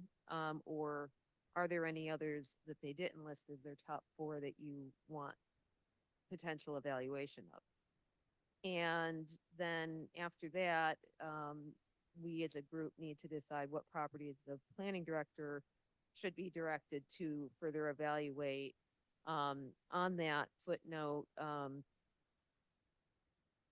I'll just put it out there that I think the planning director does need to give us a sense, and it may not be tonight, it probably has to be another session where we understand more than we do tonight, the budget and the amount of effort to do whatever this council wants to have further evaluated. So if you can hit those topics, or if you don't, I'll circle back. But Craig, if you could start. Well, again, thanks for the presentation, and I thought it was particularly well organized. It was easy to look at the information and think about it. So I guess I'll just start with my sort of summary sense is I think we should look into the top two. I think we should look into Village Square and Fogarty. In terms of whether the committee should continue, I would say, why don't we look into the first two and see where that takes us? And if we need to continue looking, then we can use the committee to continue looking. But I'd say for right now, let's focus on the two that were presented as kind of the top candidates. So then diving into each of those, for the Village Square, in terms of a location, it's fabulous. Between Village Square and sort of Portola and Alpine, I mean, those seem like great places to have a community, and particularly a denser community. I have to say 75 units sounds high to me, both given the actual space that's there, and just the sort of overall sort of density.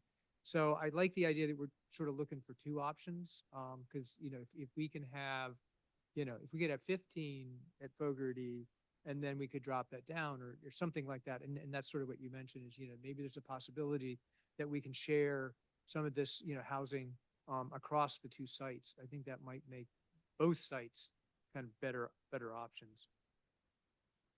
So then for Fogarty, and this is going to be hard for me to separate out because, the first thing we have to do is we have to own it. So we kind of have to talk about the ownership of it. And if we're buying with open space funds, we sort of lead into talking about buying it as open space. I totally support the notion that part of the reason we would buy this is to save Dorothy Ford Park and open space. And so that has a lot of value.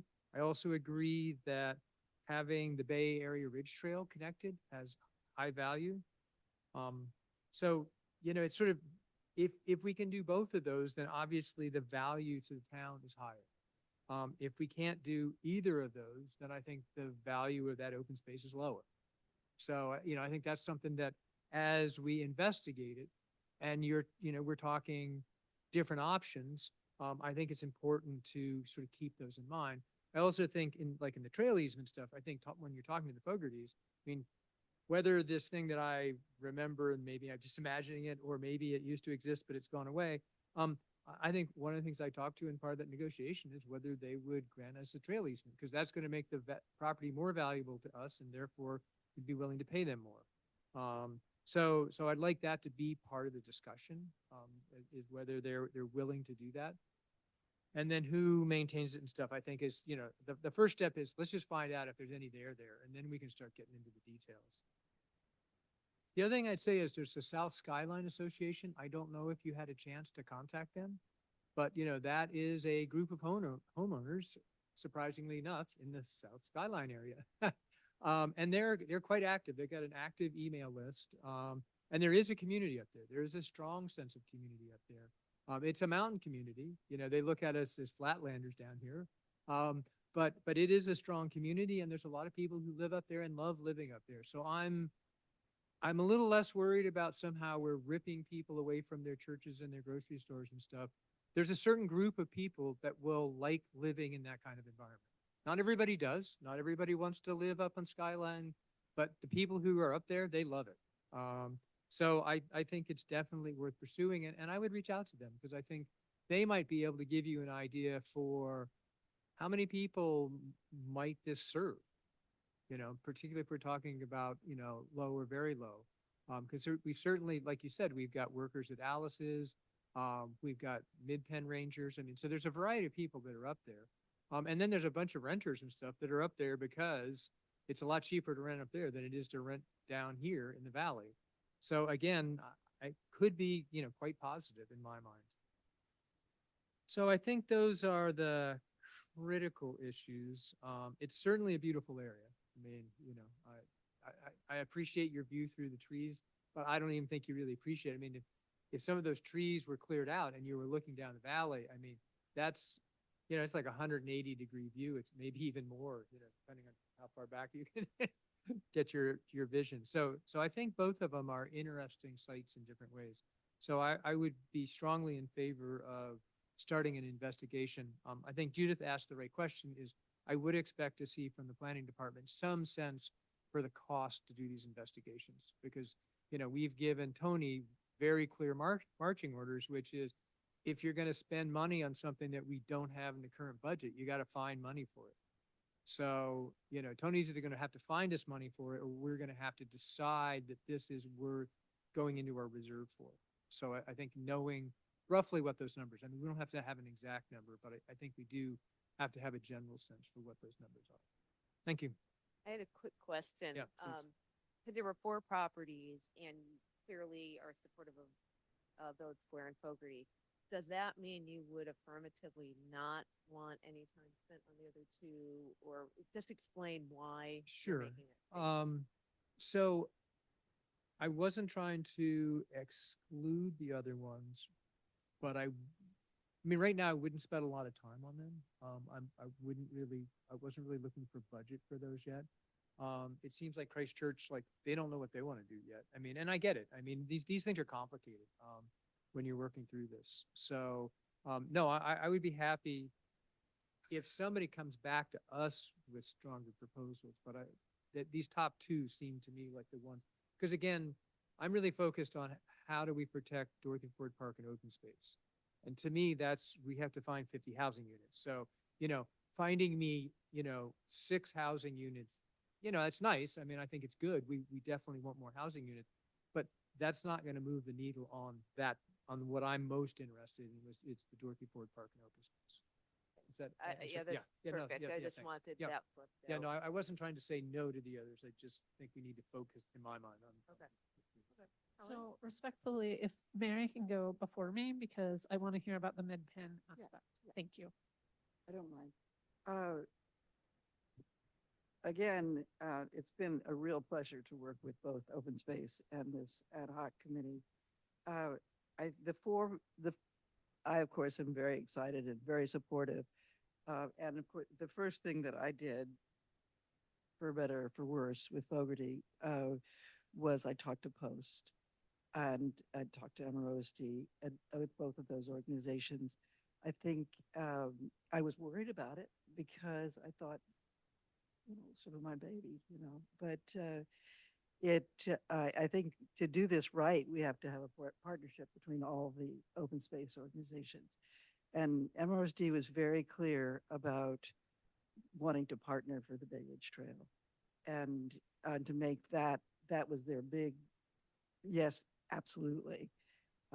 So I was pleased with that. I wanted to clarify one thing, which is that there is no offer here. This is not for sale. This is us creating an opportunity. And so we're overstating our case that it's for sale. It's a community member who wishes to help us with our problem. And also somebody who has accumulated this open space because they love open space. And now, as the family matures, they're trying to do the ethical thing with the land. And I don't want to put too many words in their mouths because um, although I have spoken to I've spoken to 3 out of 4 of the siblings. And from that point of view, they like this piece the best, I think, unfortunately. They do think it's habitable.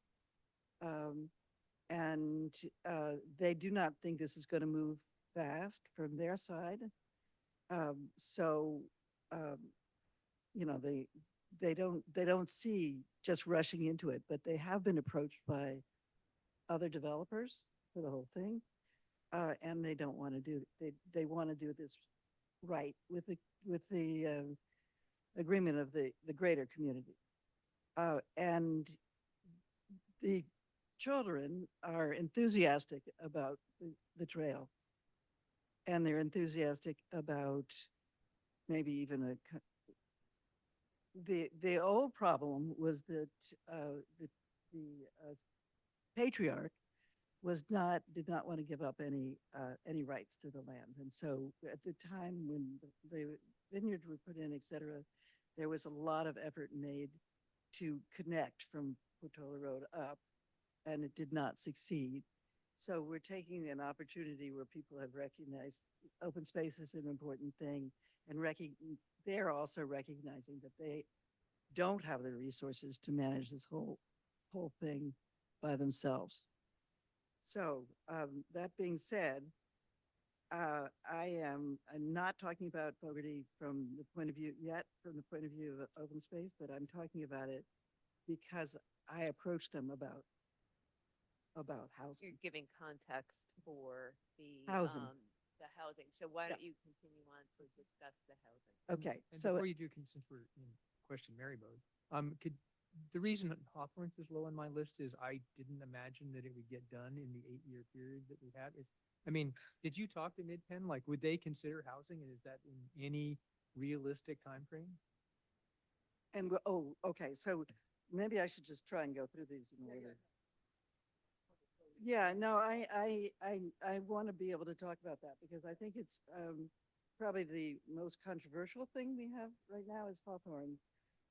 And so I want to make sure that we have the time to talk about that. But starting with the top, with Village Square, if we want to get a substitute for Dorothy Ford Park, right now, we need to talk to Stanley Lowe and find out what he really thinks, because we only talked to him once and we were just floored by the fact that he was interested and enthusiastic and supportive. So we know nothing but that. And we created this 75 units. It could be anything. You know, he would do any number of other, if we gave him other possibilities, he'd create other scenarios. Well, let's be careful. Has he said that, or no, are you just saying we should feel Speculations. free to raise Exactly. that? Okay. Yeah, I would not in any way pin him to that or pin it on him because it wasn't really his idea. So I think he's open-minded to problem solving on this. And it was his idea right from the very beginning to put the parking near the creek. And he's very sensitive to the idea that he's protecting the creek. That was his opening comment was we have to protect the creek. And his second comment was that we had to protect the commerce. And so he's not willing to do it if he can't do at least protect the commerce. Okay, so I think I'm in full support of I don't think there's a lot of necessary, I mean, I'm not a planner, but it seems like Village Square is really just a question of sitting down with them a couple of times and talking it through. And it's a local job. That's a local job. The second is Fogarty. I agree with Dana about the springs. There were springs springing up between the Doug Fir. There is water up there for sure. lots of it, but that doesn't necessarily mean it would do a big development of 50 units. I totally agree with you that there's a community up there that wants housing. And the people that I've talked to, and I've talked to many people on Skyline now, have been seriously supportive. And as far as accessing, it's off Skyline. You just drive your truck off of Skyline and maintain it. Then going to Christchurch, is ahead of all of us. They're getting grants. They've already gotten a couple of grants. They don't need our help. We need theirs. I think they're working on their own. Eventually, they're probably going to want some of the affordable housing money, and they'll do the best they can. Hawthorne's is just very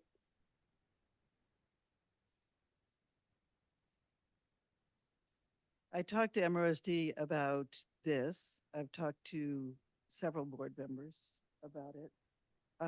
There's a general sense that that there's a problem with the post restrictions and the MRSD restrictions, and the least likely thing is housing, but I don't think we should let that dissuade us personally.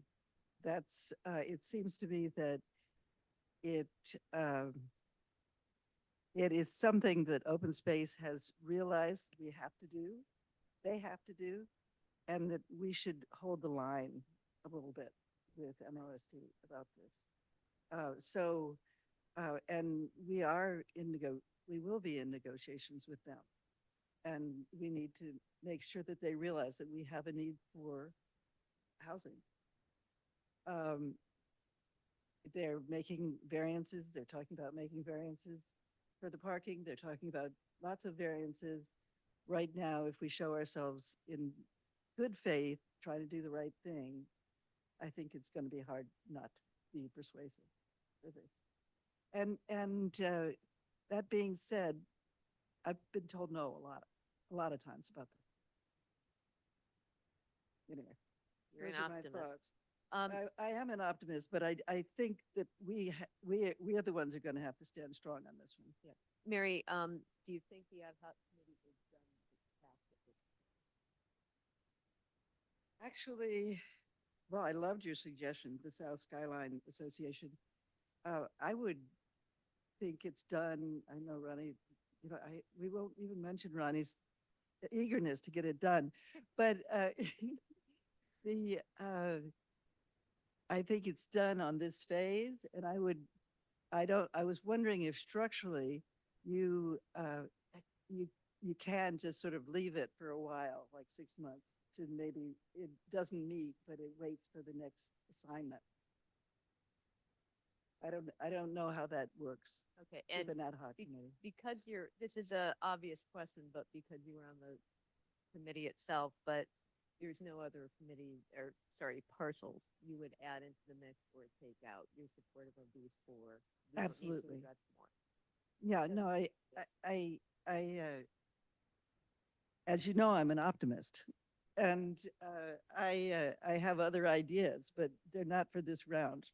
Okay, thank you, Mary. Okay. Thank you for that background. And thank you to both committees. I really appreciate what you guys have done. I'm gonna go through, I actually would put the church at the top of my list. I think, Trisha Christensen has been working on this a long time. The church is really wants it and has been working on it. We've got 2 solid acres there. I think we could probably get maybe 10 units. I'm not sure, right? So Trisha, if you're listening, but okay. I think right, her daughter's dancing, I think. But I absolutely support the church. The infrastructure is there. The church is interested. The church, because of Yes in My Backyard, or Yes in My God's Backyard, I think it was. SB4, I think, or 1, I can't remember the number. SB4. They've made permitting easier for towns. The infrastructure's there. It's easier for them to get funding to build. I think that's much more likely to get built there. I think that's very feasible. Village Square, 75 units, holy moly. But if we get 10 units at the church, maybe we could do 60 units at the Village Square or something, right? And because there's already amenities there, it'd be nice to have more amenities in town, right? What other, we used to have a post office here instead of having to haul down to Menlo Park, right? So things like that. We used to have a substation. We used to have other things in town.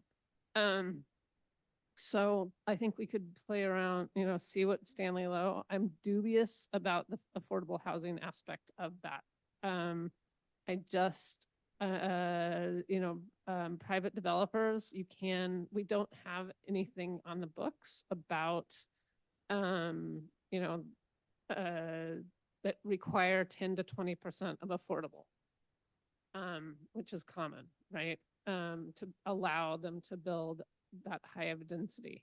So I think it's interesting that he wants 50 low or very low or low income.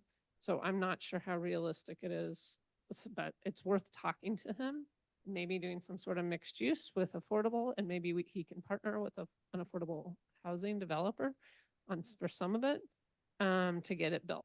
So I think that site again is very feasible. And there's the town, we already have infrastructure there, right? Which brings me then to Fogarty. I will never turn down the opportunity to consider an open space purchase, but the cost to the town for the open space, I am very concerned about for maintenance and operations because it is not adjacent. And when we only have 2 maintenance staff to send 1 or 2 up to maintain 14 acres, is going, that means they're not in town, right? In terms of housing, I don't think that that the town can take that parcel on for any affordable housing, but if they wanted to partner with a mid-pin or post, if they wanted to build housing there and we wanted to zone it to allow them to do open space caretaker type housing, or that could meet AMI, I am very open to that idea, but I do not think that's a site that the town can take on to build, right? No, I agree. And I'm not even sure it's a site that this town can take on for open space in reality, but I'm willing to have staff look at it. Try to budget and project the costs, right? To see what the maintenance and operation for that site. It's, the connectivity to town is very limited. This type of parcel to me fits mid-peninsula regional open space and posts missions better than the town's missions. So I'm just not sure this makes sense for the town. But I always love looking at park possibilities. Is the town committee done? I think you're done for the time being. I appreciate what you've done. Thank you all. I would say though, I don't think you guys have talked to the school district, is my understanding. Right. Because they need teacher housing and staff housing. And they have land.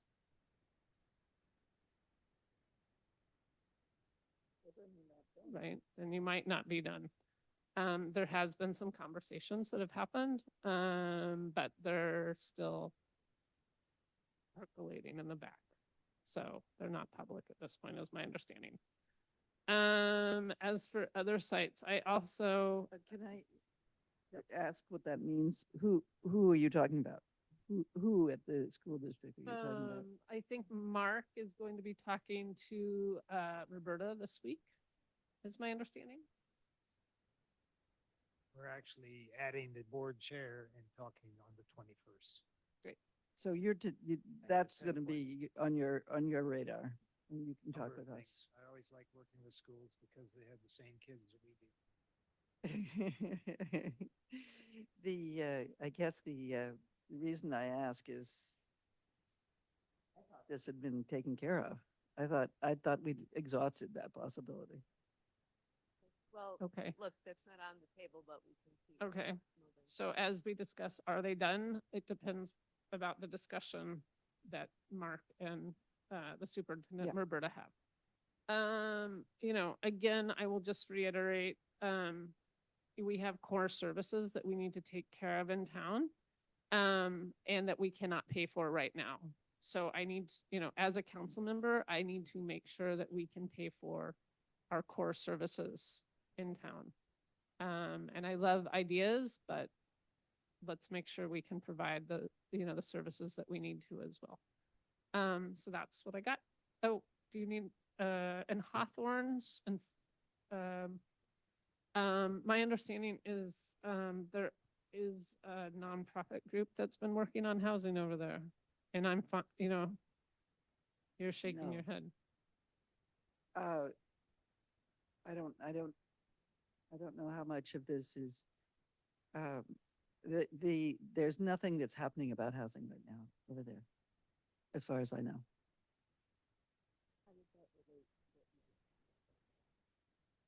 That we So, don't need to do it.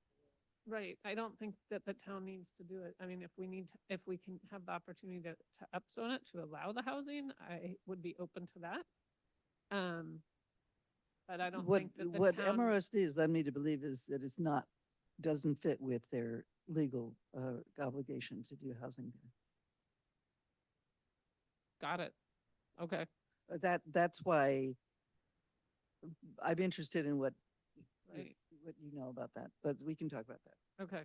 Oh, So, we can't talk. for the town to take on Hawthorns, I'm not sure. I don't see it as a good site personally. Helen, can I ask you to take it on versus zone for it? If you could just Right. clarify that. Exactly. And to have staff work on it, that's To have Yeah. staff Right. work Yeah. on it. right. Staff- That's no. not, It's the zoning, it's the offering of the zoning is what we have to, that's, as Deke points out, that's the only thing we really can offer. but I would save staff personally for the church and for for Village Square is what I would, it would be my top two. Thank Rebecca? you. So I think Village Square sounds quite intriguing. The fact that the owner has shown interest is really key. I would be supportive of having our planning department at least initiate some conversations with him and kind of bounce around ideas to see what's possible. I think 75 units though on essentially maybe 1.5 acres left of that site is pretty tight. So if in the conversation with him, if his idea was that he was going to be building this all on his own with private financing, then I can understand why he would need the additional 25 market rate units to be able to afford 50 very low income units. And I actually think that would be probably really tight and I don't think he would make any money off of it. So I think once he ran the real numbers with construction at $1,000 a square foot, I don't think he could make it work. So that means if we need to substitute, we're talking, all this conversation is about finding a replacement for 50 very low income units for Ford Park. And I want to emphasize the very low income units.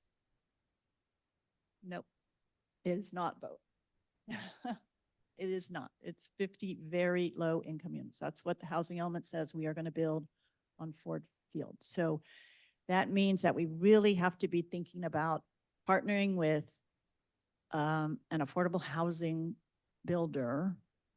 And we can certainly do that with Stanley Lowe. I mean, part of his complex could be a certain number of these very low income units, hopefully the majority, and then a certain percentage would be the market rate units that he would handle, and then the affordable housing developer might handle the other through tax credits.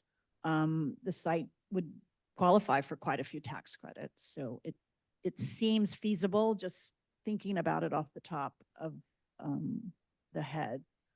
The location is along the fault.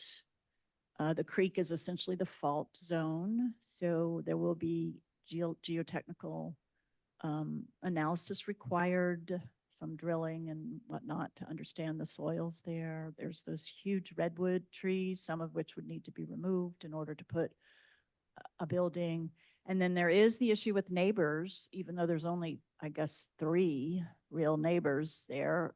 Already those 3 are embroiled among themselves with threatening lawsuits against each other. So I don't even know if it's on their radar that a 3-story building apartment complex is being considered right at the property line, and then another 2-story building in the back for parking. So I think we do need to be kind of aware of all these issues. And so, yes, I would support our putting a little bit of resources from our planning department to pursue that one, because it does sound like an ideal location for some housing. I don't know if we'll get a full 50 very low income units out of that site, but I also am supportive of the idea of spreading some of those very low income units around to other sites. So that's why Christchurch sounds quite good for me as well, because there is support within the church to do that.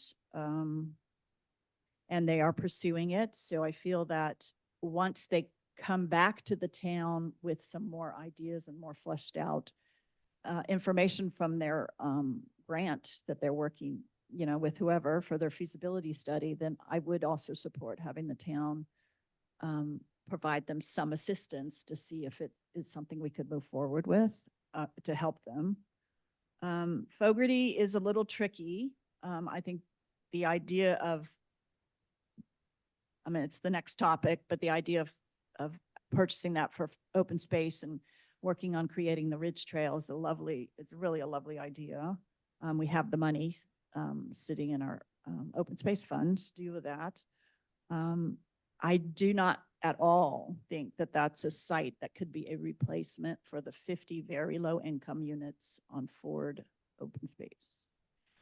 I think it would be okay to make it a mixed affordability type of housing complex idea, housing development with, maybe a whole range, but in general, again, unless somebody were to fork over $50 million or we raised that kind of money, there's no way that site would qualify for tax credits. So therefore it's all pretty much private funding or loan, and at $1,000 a square foot, again, unless it's tiny homes on wheels, which I think would be a great idea too.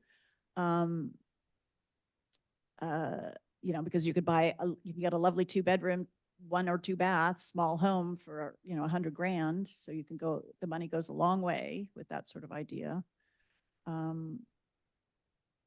I don't think at this point we should put planning time towards housing up there right now. I think we should pursue the other 2.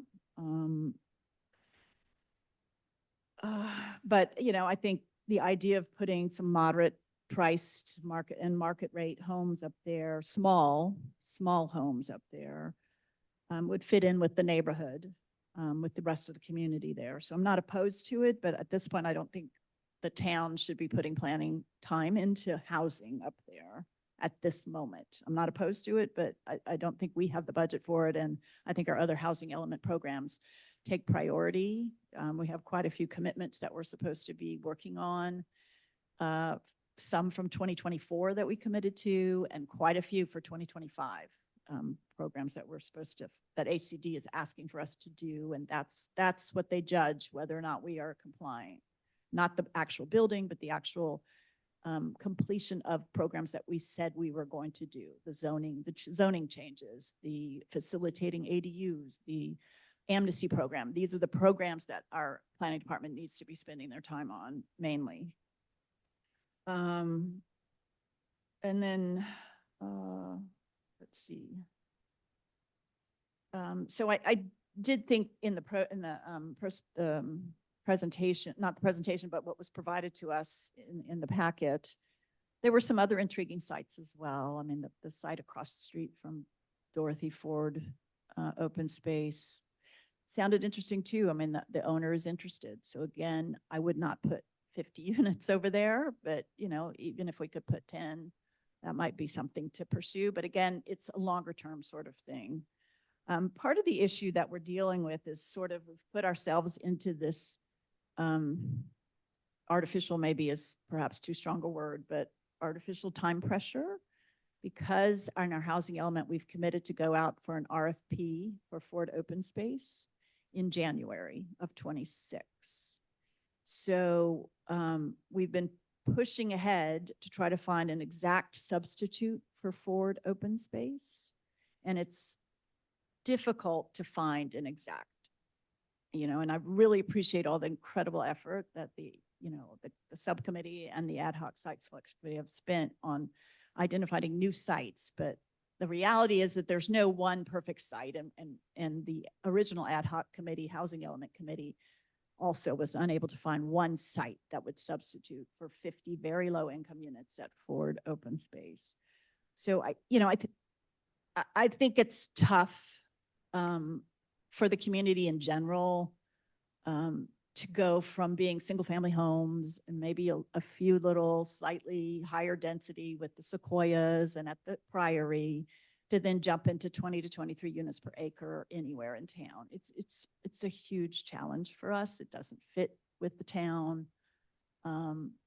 And, you know, we are under this artificial pressure that we absolutely have to come up with something. And I want to argue that we don't really have to come up with the exact perfect replacement. We don't have to go back to HCD and tell them we have found a perfect replacement.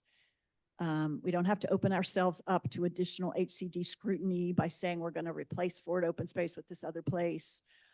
We just don't have to do that. All we have to do is to go out for an RFP in January for Ford Open Space. And then we get proposals back, and then we don't have to actually do much with them. You know, we could go out the same time in January with a proposal for one of these other sites, for example.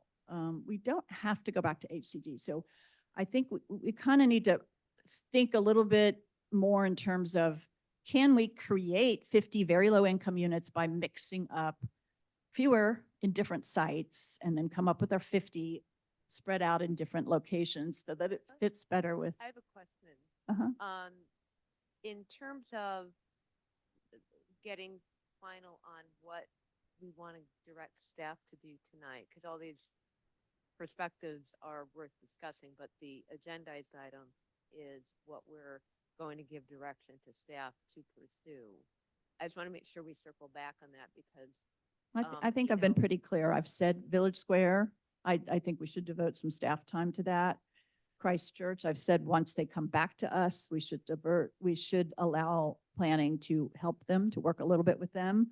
I said no with Fogarty, and then Hawthorne's, I think I've said many, many times in the past that I totally support having housing in that, turning that old mansion into housing. But again, it's a funding issue, and I don't think we should, as a town, spend a dime supporting that right now. You know, given that there's issues with their charter, given that there's other issues associated with that, and that's nothing that's going to happen anytime soon. And it's also going to require an inclusion of an infusion of about another 50 million to redo that mansion. It's just not realistic at all. So yes, so my point is Village Square and Christchurch, and then those would be my top two. And you know, maybe if we move forward with the open space with Fogarty, then at a future time, maybe we could talk about that, but we don't really have the budget to talk about housing at Fogarty. That's my thing. And then in terms of the work being done for the committee, I feel like, yes, that they've done a fantastic job up to this point. And we'd kind of need to move forward with planning department working with these couple of sites And then, yes, if it's possible to come back, we can reevaluate and if we make progress with these sites and find some, some positive feedback from Village Square and Christchurch, then maybe we reconvene the group, in 6 months or something to look at some of the other sites. Can I also make one more comment to, thank you. Based on what you just said, Laura Russell, stressed to the Housing Element Committee, that we needed at least 2 acres to make it feasible, and in talking to, Alta Housing, they agreed with this when I checked with them, that they said to make it feasible for an affordable housing developer, you need 2 acres. So obviously I like the idea of spreading it out, which I was sad by by this committee, not including 3350 Alpine Road, because I think, and to combine it with Ladera Church, to have, I think that you could maybe get something with those 3 nearby sites, that scale, to scale it close enough together. So I will say that, but to save the oak trees, right? I love those oaks, to have that gateway entrance, to have a lower density there. So. Okay. Right, I think the ad hoc committee can be done for now, unless there's something compelling that's new and different, because you do have the history. We'll keep it going and see how it goes. But I think you've done enormous work, enormously productive work, and just want to thank each and every one of you.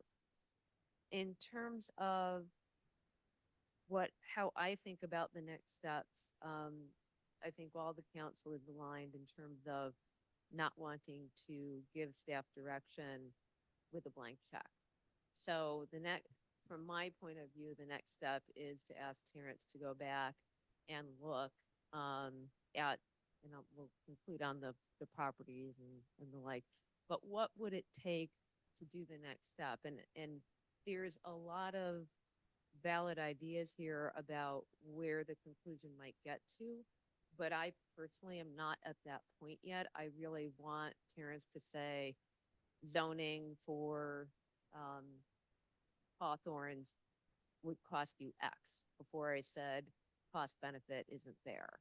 And in terms of like breaking down what it would look like for Fogarty under a couple of different scenarios or just one scenario, what would that look like? Because I do think the town has really wanted to spare Dorothy Ford Park and open space.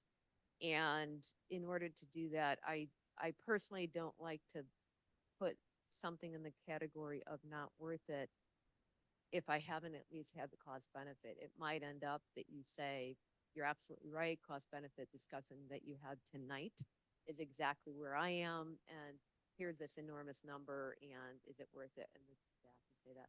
Or you could say, well, as a feasibility step, we could, engage independent contractor for up to X, like with a cap, and say, what would that get us? There's 2 different ways to get the next step valuable information from my perspective.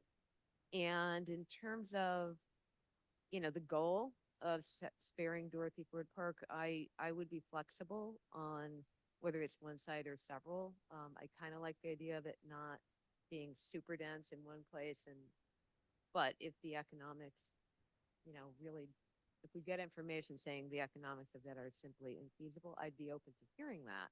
But right now, I think there's got to be a combination of some of these to get us to a place where we might have a path. So I agree, the Village Square, agree on the concerns about density, but agree that it's here, the amenities are here, et cetera. I would explore that. Christchurch, I think, is farther along. It's, consensus building internally and actually taking actions. So I like the idea of what would it take to zone there to accommodate something. And in terms of Fogarty, I think it's really intriguing for a lot of different reasons. Do I think you're going to build 50 up there? I wouldn't think so. So I think Fogarty is a trickier one for you to give us planning information for, to be honest. And there's a lot that goes into it, but if we just make assumptions that it's infeasible without some criteria, I think that's, going to not be achieving what I'm trying to do, which is to leave almost no stone unturned to try and see what we could put together. So I would want to see your information and your projection. 50 is probably infeasible, but if you came back and said, well, the effort for zoning would be this, the effort for exploring infrastructure would be that, let us know. And more likely, if it's some combination of not farm worker housing, but affiliated most likely, what would that look like? I'd be really open to that because there are people that love it up there. And having been spending a lot of time on the trails, in particular Lost Trail and Razorback, it's a pretty special area of town that more people should. I'd love to see more people out there. So that's on the more open space part. But I do think some people will absolutely love it up there. What does that mean economically for us? I'd like you to help us put a framework around that. And I'm not looking for final numbers. I'm looking for, here's the amount of effort the planning department and or subcontractors would need to apply to get you a reasonable plan for moving forward, particularly zoning. So that's where I would come out on that. And so in terms of what we're trying to get to on a recommendation for the ad hoc site evaluation committee and direction for staff, what kind of formal, do we need a motion? Do they take bits and come back? What are you thinking we need to refine? In terms of the motion for the ad hoc site evaluation committee, in terms of their work, or just in terms of tonight in general, in terms of direction to staff? Just tonight, for direction to staff, is there a motion that we need to make, or has the staff received enough direction to come back to us the future session? So no motion is necessary, but I would want to check in with Terrence to make sure Terrence has adequate direction, and then also check in with Mark to see if further direction is needed with respect to the Fogarty. Have we talked about the Fogarty as open space yet? No. Okay. So no, nothing yet on that one, but check in with Terrence. The direction I'm hearing, and I'll check with Terrence, but the direction I'm hearing from you is to see what it will cost to do the work on the properties that you were interested in on the house. What are the actions needed? So zoning's one of them, All that but stuff. if, What's anything, needed and how much might it take in terms of staff time, money, best then estimate. come back to the Yeah. council. Say, this is what it's gonna take, you want us to do it. I think a best estimate, I want to be really clear, I don't want this to take, or, it's up to council discussion, but I don't think we want to push this out very far. So what could be realistically put together soon as in the ballpark, I'd like to have scale. something, if we can, Terrence and I can work it out for you to have in 2 weeks. Mhm. So Perfect. we have it, and we do the priority discussion. Yay. So it's just gonna be a ballpark thing. Yeah. But does that make sense, Terrence? Yes, As a I rough would estimate. say that, projects like this, ideas like this, they iterate over time. So what I'd be, what I've heard sort of between the lines is sort of the first steps, the key pieces to get this rolling, where we can essentially use an RFP process, for example, and zoning to assess the feasibility. We'll learn more in that process. So I wouldn't be trying to lay out how do we get from here to new homes built, but how do we move this forward incrementally? And How do we do what we need to do to get our housing element to the place it needs to be to include these sites, or to decide whether to include these sites in lieu of Dorothy Ford. Exactly, and that's in lieu of Dorothy Ford is the key element there. What do we need to do to get that in place? So that's what I'd be structuring the plan. I'll call it a plan, and I'll work with the town manager to come up with the cost of that. And just to clarify, you've heard different views of the different sites, like one would be number one would be number three for the next person. And so I think a key factor though is the amount of effort and time it would take. So I am talking about those 4 sites. But if you think even the ballpark is hard to give to us, it's okay to come back and say, this one's too variable, but I think as much as you can do to give us feedback on what that would cost and the effort. It would not be a huge report. It would just be some stuff. So when at the priority setting, you say, so what would it take? Bullet points, yes. Yeah, you got it. I still have a question. Okay, and I have comments. Yeah, Craig, let's take Craig's comments. I don't know what it relates to. Oh, you and then haven't Well, no, had your comment. No, I did the very first, so but we're now getting into, like, I would have done a motion just so we have something to agree on, but we can just kind of give them direction. The things I'd like to see is I'd like to see you reach out to Village Square. Just like, it's great that the committee's done this, but I'd like staff to reach out and talk to Stanley and find out, like, is this serious? Roughly what she's thinking, and kind of what are the rough ranges? Like, is it 75 or die, or is it, I don't know, it's 40 to 70, whatever. I mean, just get some general sense. And then the framework, I'm sort of Judith, that it's what would we need to understand to move forward on these things, and how much would it cost us? So I think in Village Square, it's going to be zoning. I think for Fogarty, it's obviously going to be zoning, but it's also going to be, if it's got to be very low income, what would it take to get the appropriate credits and stuff to make that happen? And again, I'm not looking for all the answers, but like you say, it's an iteration, a rough sense for, this is complete no-go. We've had some people of that opinion, but I'd like to hear this from staff. Or, yeah, I mean, there's some possibilities here. And again, maybe it's a range of, possibilities are from here to here. But I guess that's what I was hoping. And then that you would come back with sort of a budget proposal. Like, if you want me to pursue Village Square, I think it's going to cost us this much in planning department staff or contractors, and the same thing for Fogarty. I actually don't think we should spend any time on Hawthorne's. I don't think that's Mid-Penn's thing. I don't think it's worth our time at all. And I think right now, I think Village Square can come talk to us. But they could come talk to us anyway. We're not going to not talk to them. So I'd really like, for the moment, I'm sorry, the Christ Church, sorry, I misspoke. I think they'll just come back to us when they're ready to talk to us. So I'd really just like this initial iteration to be focused on those first 2. Those feel to me like the ones that, and particularly if it's kind of in this short time frame. I mean, there's only so much we're going to get. So to clarify, what I had been thinking is that the outreach to the owner might take longer. And what we're trying to do is confirm the top 2 or just the top 2, because I'm not sure, knowing what I know now. And I think what you're saying is a little bit of outreach and screening so that we focus the discussion more by the time we talk. So you. Yeah.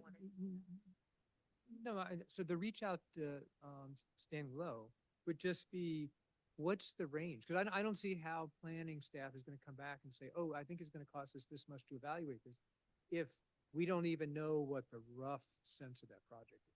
So I think having staff reach out and just have at least one meeting, a preliminary, yeah, and that's all. It's not let's nail the details down. It's just, hey, we've had our committee talk to you. Now it's moving into staff. So we wanted to get a little bit better sense for how you're going to think about this project, so that then planning staff can start thinking about that. So that's what I had in mind. I don't think, and we'll get to the open space one. Yeah, I mean, I think we want to do that, but that's sort of a separate conversation. Yep. Well, my question, I'm pretty sure I've asked you this before. but I'm asking it again. The RFP, you led me to believe that you can do an RFP. We could do an RFP on Fogarty, right? You can just say, can you guys, what can we build here? Can we just, is that a road forward, even if we don't own it? I think you mentioned to me at one Yes. point. I mean, So that was, yeah, that gets us out of the door. In some ways, that gets out of the Dorothy Ford Park, so to speak. Mary, I have to clarify, if we don't own it, how could we do? Well, that's what Terrence is about to tell you. You obviously need to partner with the property owner. The RFP says that the town and the property owner are seeking proposals for, to do the work. You would never want to do that, if you didn't have property owner interest, but that's how you do that. And that, that's something we would have to talk to Fogarty about during this process. And we'd have an opportunity to talk about, and that is why I think it's worth us stepping up to Fogarty, instead of MRS. But I think this is a later iteration. Yeah, I Right, do. okay. Helen. I realized that the committee did not include 3350 Alpine Road. My assumption leading it and what I saw was that it was because of Dorothy Ford Park was still on the table. Is that? No. But Was it due to outreach? Mary, do you recall why? Do you want me to speak to this, or do you want to do it, Karen? Or Nona? It was Nona's district. I can speak to it. Well, Yeah, Westridge? it was the legal issues. got it. It's still on the list. It's like, it's on the list. It's right up there, but it requires a huge legal, Because it's Capital. an interesting idea if we could get some yeah. thank you. Mixed units at Village Square, get some units at the church and at 335 Alpine, as well as maybe downtown Acre or something. Yeah, You know what I it's mean? still, it's still on the list, so to speak, but I really don't think it would happen. Thank you. And just to clarify, the list isn't going anywhere. We're going to keep it. We're just trying to pick what to focus on now. So we will be using that and all the prior work product of all the other committees as we need to navigate this cycle and future cycles. Right. As far as 3350, I think it ended up being, like you say, lesser quantities anyway, by the desire of the owner. Well, 10 to 25 is what's in here, but it was also specified as a joint, and that was basically 1 yes and 5 no's. And as a separate 10 units, it was no yeses and 6 no's from and I'm just reading the chart here. Right. I mean, that's Yeah, the, how that it was got- the evaluation. That's how it got picked. So, It's All not right. much enthusiasm. All right, I want to go back to Terrence at this point. What would you recommend, knowing what you know and knowing what you've heard, in terms of what's feasible to come back in 2 weeks? Because it really would be helpful to get some feedback by the time we're addressing priorities. Well, I'm hearing that the town manager would want me to do what I can, so you'll have some idea in your priority setting. That doesn't mean I can't start working with Stanley in addition, but I'm probably not going to be able to arrange a meeting, particularly since I'm essentially going to be on vacation for the next 2 weeks. But I'm working while I'm gone. So I think I would kind of focus on getting that to the town manager, so it can be part of your priority setting, but also do some, be ready to move down the road if the town council told staff to do particular things. I will be clear. I recognize very clearly the town's financial situation. This is not going to be the Cadillac of efforts. This is not going to be, let's go do an RFP and find a consultant that's going to do it soup to nuts. we're gonna have to do it in-house. We're gonna have to do it using our volunteers, who are, as you know, incredibly knowledgeable and skilled. So we have our committees, we have our volunteers, and staff would have to lean on them as well for help. But and really iterate and work on that process. So I really just want to be clear. This is not like what would it cost to do this in Menlo Park? Because Right. you'd go out and you'd be looking at $150,000 contract just to do a feasibility study.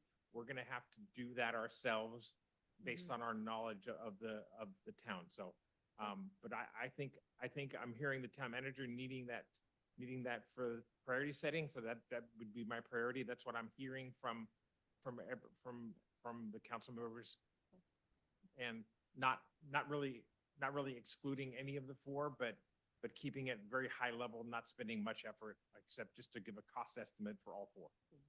So, Judy, can I ask a question? I think this is to you or the town. I mean, I guess I don't really see why we're trying to do this in 2 weeks for priorities. I mean, this is a priority. Saving Dorothy Ford Park and open space is a priority. It's not a budget session. It's a priority. I don't think we need to know this is a priority. As soon as we can get some rough budget, that starts to give us a sense for whether we can pursue these things. But I think it's a priority, right? I mean, think it is a priority, from my perspective, it's a priority, but where it relates is what's gonna get bumped for this, or what is this going to bump? And having a sense, a ballpark sense of the cost for me would help me understand that and have that conversation. So it's that, I mean, we won't have the other costs of the other things you might bump. I'm just not sure I see how you're gonna. Well, if you're comfortable enough that it's a priority, I'm fine with that. I just want to make sure you have what you need to have when you look at your priorities too. That's all. Yeah, I mean, I think that's what, I certainly don't want Chance to spend a whole bunch of time on this, but he could tell me, I have this many staff, like, not. Yeah. Which one we can do. okay. But if, I'm not generating work for Terrence. I want him to have his vacation, and I don't want him to be working on his vacation. But I think it would give us, So, my expectation, it was sort of give us an idea between the different sites, if would require more time, planning time than the others. So it might at least give us a sense of priority in terms of each of those four sites, Understood, and that would help manage your expectations of, there could be timing differences between the different sites as well. So I do hear 4 sites that we keep mentioning, and I would agree with Councilmember Taylor that I don't think Hawthorne's should be included still, personally. I think at most it would be the 3 sites. And I thought I heard that from Councilman as well. Councilmember Well, Rebecca. but we're not talking about I would like to know at a minimum how much effort it would take to zone for that. I perfectly well believe it's gonna be set aside. And if you think about it and write down 3 things that have to happen, I want that because the committee put forth 4. I do feel like it's unlikely. I do think it is lower priority, but it's not off of my list. So if it becomes too much work, let us know. But if it's pretty obvious, 5 units on in that building, what would that take to understand? But it's not the solution to do so, it before. so just you want to understand what it would cost in terms of time just to do the zoning for that site. That's yeah. I had, And actually, I want to, I'm referring to the 4 sites just because I don't want to presuppose what the council is directing. The ad hoc committee recommended those 4 sites. If council wants to narrow that would be helpful.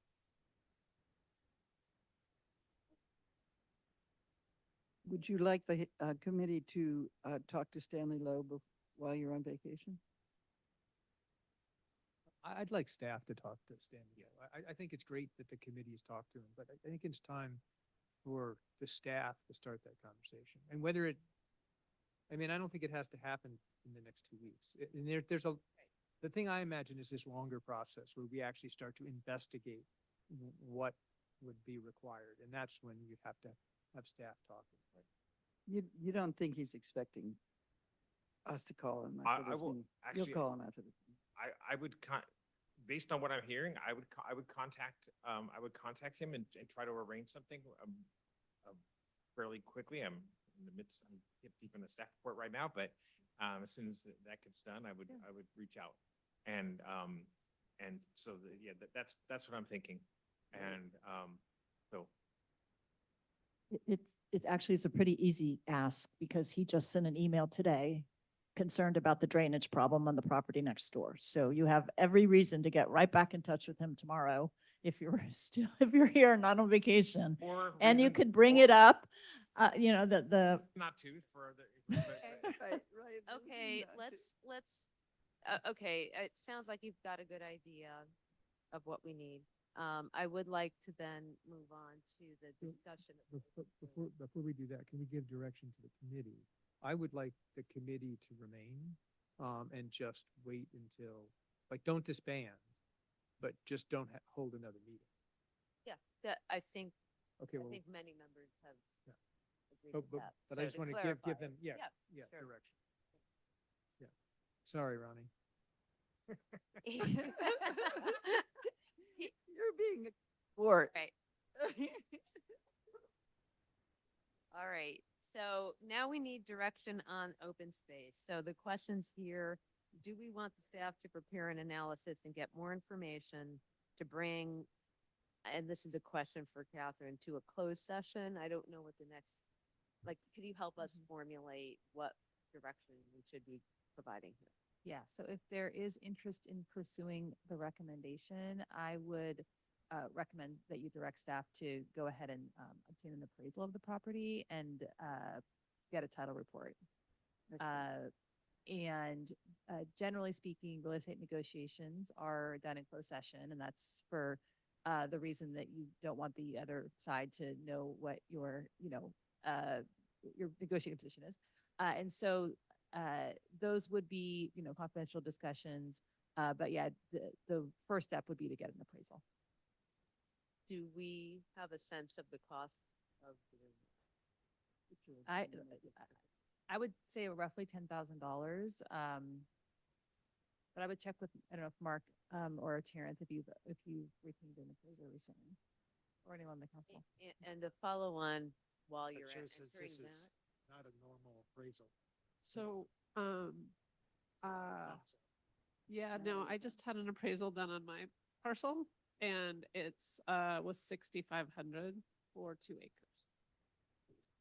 And while you're doing that, is the appraisal part, the cost of that, but also, in terms of any other prep work for I have appraisal and title report, anything, like what's the all-in best guess? And can it come out of the the open space committee budget? That's what I'd like to know. And I would ask, do we really need to do a title report? I mean, I get when we go into closed session and we're actually trying to figure out a sale price, we want to make sure there's clear title.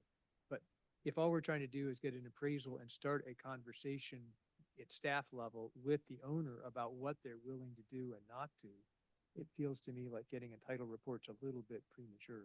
The appraiser might need it. And if there's an easement, you need to know what the easements are. And I did misspeak. I'm sorry, I got a survey, not the appraisal. So apologies, I did misspeak. Okay. But you do want the title report because we need to know what kind of easements are there. Or liens. Yeah. Yeah, I was gonna say that, and public agencies, it's more expensive to do appraisals than there are more requirements that we have to use. So it's more expensive than what you would get to appraise your house. And you do need a title report so you know that what the easements are, what other obligations the property has under it. Do we need more work to know if that can come out of the open space? I don't know the answer off the top of my head. So I would suggest that staff look into that. And maybe the Open Space Committee has looked into what other uses. I mean, this is a voter approved ballot measure. And so we have to go back to the ballot measure language to see, how broad it is. And I don't know that. It's very broad. It's acquisition and it includes, you could include maintenance and, yeah, so it's, I think we have, I mean, sure, you can go look, but I think we have plenty of room in there just to be paid for. That's helpful. Thank you. Okay. So direction on getting the appraisal title report and confirming that the funding for those two items can come out of the open space. Is that the direction? What I'm hearing. Can I make a motion? You don't have to make, we're just giving direction to staff. Yeah, no motion. You don't But need if you a have a motion, staff. comment or you, like, I want to reopen Would anything, you like a but motion or no motion? No, so what, I guess what's missing for me is when are we gonna talk to the owner? When's staff gonna talk to the owner? Like, we talked about getting a trail easement. I mean, there's a lot of stuff floating around here. And I think all this stuff. Could I comment on that? That's okay, I Chris? don't know, it depends on what I finish talking. Okay, go ahead. Maybe you have, Okay. maybe you have another question. Mary. Sorry. Okay, Mary, tell you. Oh, I think that we need an appraisal and a title search before we talk to before we pursue the owner. Why? Basically, he said, make me an offer. And I can't do that. So Craig, is your intent just to confirm that on 2 different days, the owner is open? What would the thinking? I just think it's important that staff open up a relationship with the owner, start that conversation. I also think whether they're willing to consider a trail easement or not doesn't have much to do with an appraisal. I mean, they're gonna say, yeah, we might be open to it, and that's all I'd be interested in hearing. Or it might be, no, we're not gonna go there. And as I mentioned in my comments before, the value of that property is higher if it has the trail easement and it's lower if it doesn't. So it's just a piece of information. So, I mean, maybe it's just a style, but I think you always reach out to these people. You start your first conversation, and it's an iteration with many steps. What would be normal? Because this is a not standard approach. If you are reaching out to discuss, I have no problem if it's kind of ordinary course, but I don't know what the topic would be. Just what would you open the discussion with? We are evaluating buying your property, or is it awkward? Is there anything to the contrary? I think that the Fogartys are sensitive to this kind of thing, and I think we have to have a little bit of something to offer before we go just trying to get more out of them. Terrence, you have experience with this? Is Yes. there a best practice to open up the Well, dialogue? I'll tell you, my practice, the typical practice is to be silent until you have a price that you're willing to offer.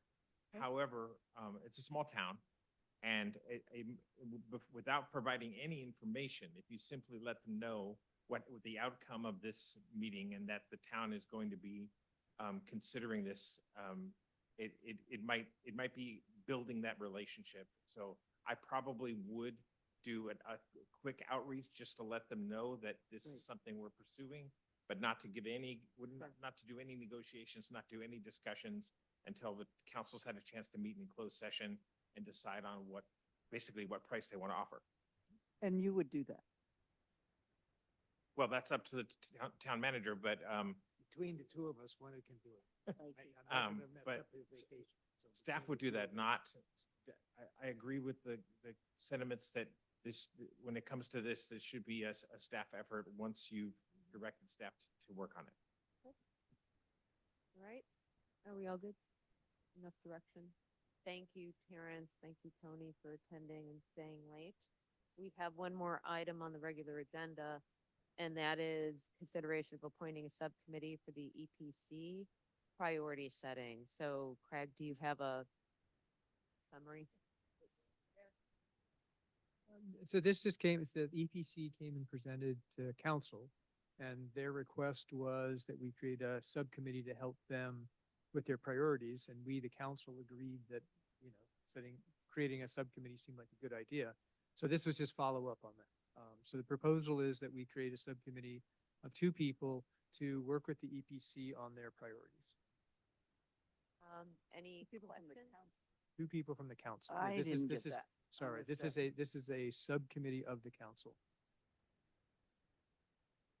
Because there are liaisons also, right?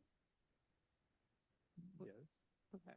So, I mean, go ahead. Because I am concerned about Brown Act violations if you're a liaison to the wildfire wildfire preparedness committee and I'm the liaison to the emergency prep committee, like if there are others, I will just say that we could be in violation of Brown Act if there is a third person who's involved. Mhm.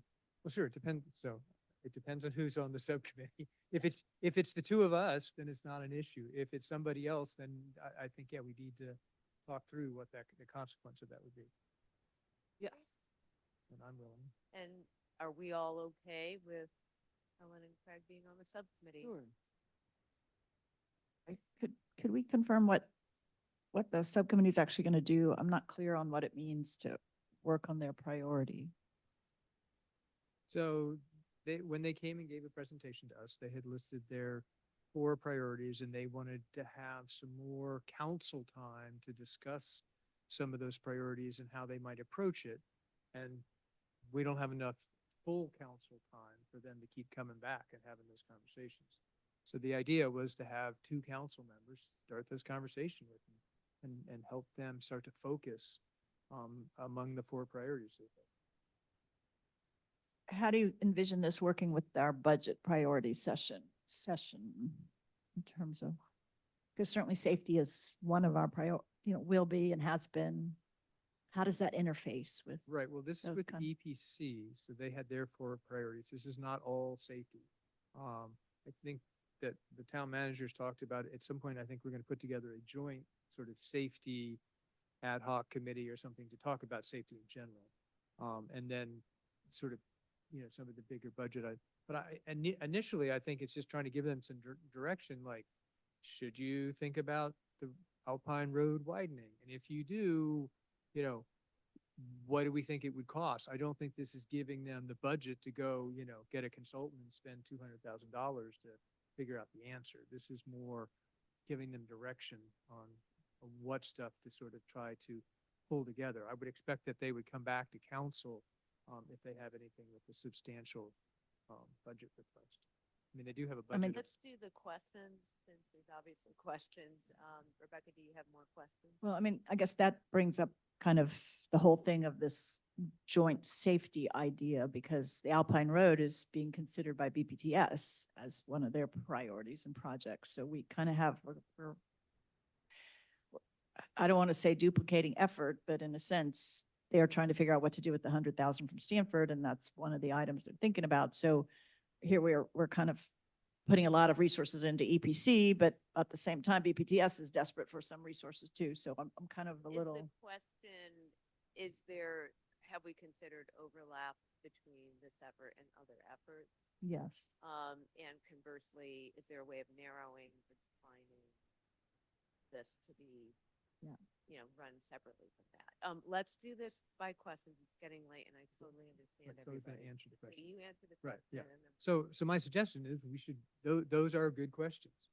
And I think we should help give EPC some direction. I think it's perfectly reasonable for the subcommittee to give EPC direction to say, there are other committees that are involved in this, and if you're gonna work on it, you need to talk to them before you go running off. That would be fine. That's the kind of direction I would expect them to get from council.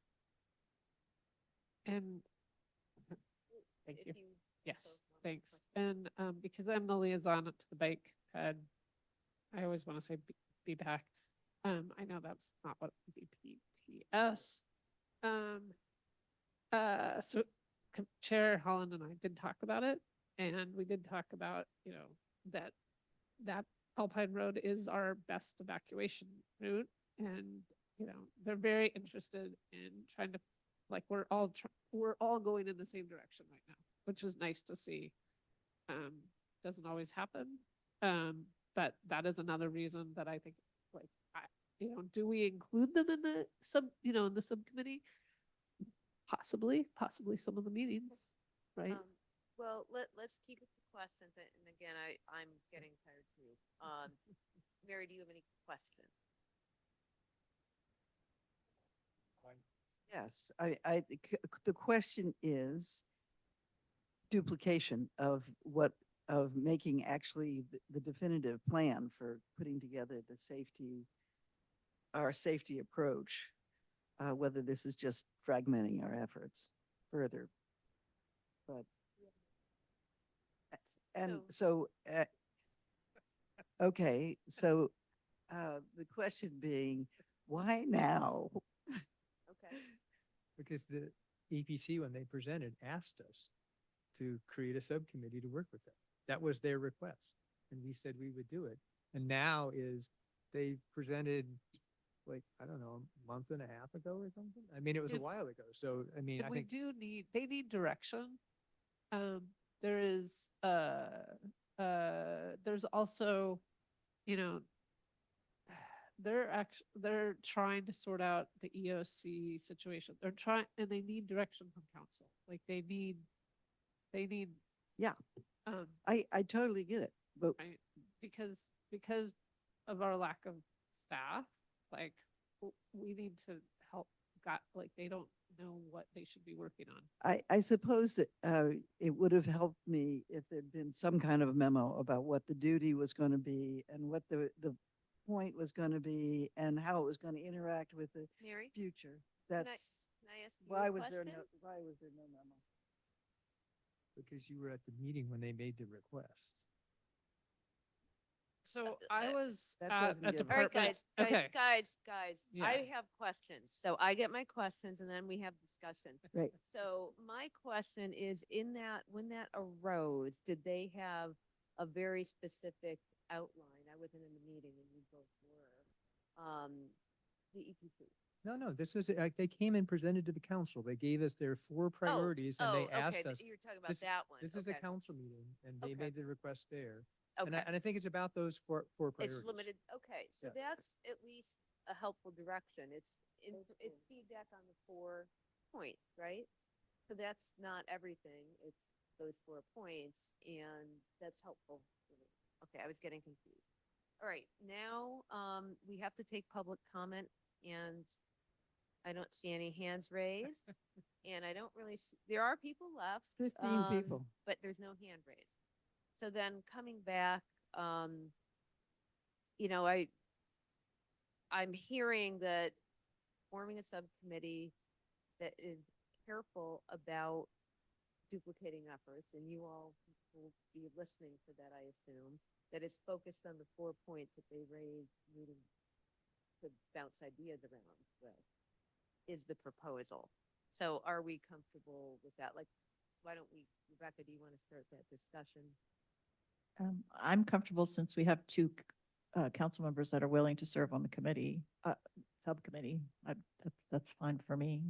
You understand the ramifications and the goal and whatever. So I'm fine with it. I'm comfortable with it. I just hope that I would hope that we would be moving towards a more inclusive safety program. Do you have any other comments? Well, I actually would hope that this would be the first step to doing that. Could I please get clarification what you mean by inclusive safety? Geologic safety, bicycle, pedestrian traffic, all the other people who do safety. Great. Okay. Parks and Rec, Yep. whoever else thinks they're in charge of safety. Great. My Thank you. colleague's memo, by the way. I submitted exactly that colleague's memo 3 months ago. So Okay. Helen, do you have any other? No, just, I do hope that we would do Zoom meetings. Oh, Thanks. okay, fair. So it won't be a Brown Act. Because of my schedule, it's much easier for me to Zoom than be in person. Well, Can it- that's up and to you can to it work be? out. And this would not be a Brown Act. This is an Yeah. ad hoc. Yeah, so- right. Yeah, you don't Yeah. need that. I something. think it makes sense. I just asked the subcommittee members to keep an eye out for where there might be duplication and, make suggestions accordingly, but you know what to watch for. So Yeah. I'd be fine. And we can bring, if issues arise, I mean, we just bring them back as a subcommittee report. Exactly. Yeah. Yeah. So can I have a motion to appoint Craig and Con, as the subcommittee? Second, So move. Okay, no roll call, all in favor? Aye. Any opposed? Motion passed. Okay. All right, now, are there any other reports from subcommittees, liaison, or regional agency reports? That, we've read what's in the packet, so I'm assuming, I have one verbal. okay, verbal. So I was at the fire safe, it's the fire prevention officers were there, and it was mainly a big conversation about the LRA maps. They're all out now. And so I think a couple of things worth mentioning.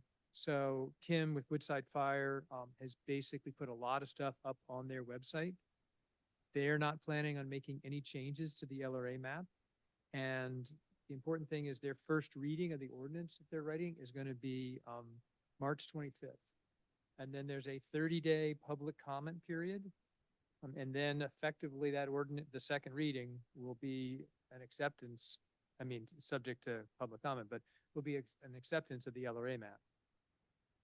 If anybody has questions in the public, you can always mail info@woodsidefire.org.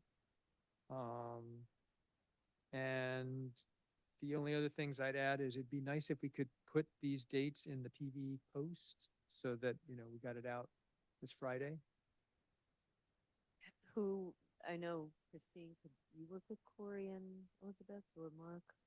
Corey and Elizabeth won't be here till Monday. Well, They're at a professional conference. okay. Well, are we going to put out another? We will be putting out another, but we're not putting out another one Friday.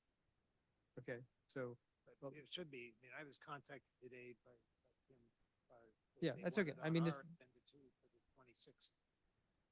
But can it go out directly, not in the newsletter, but just directly?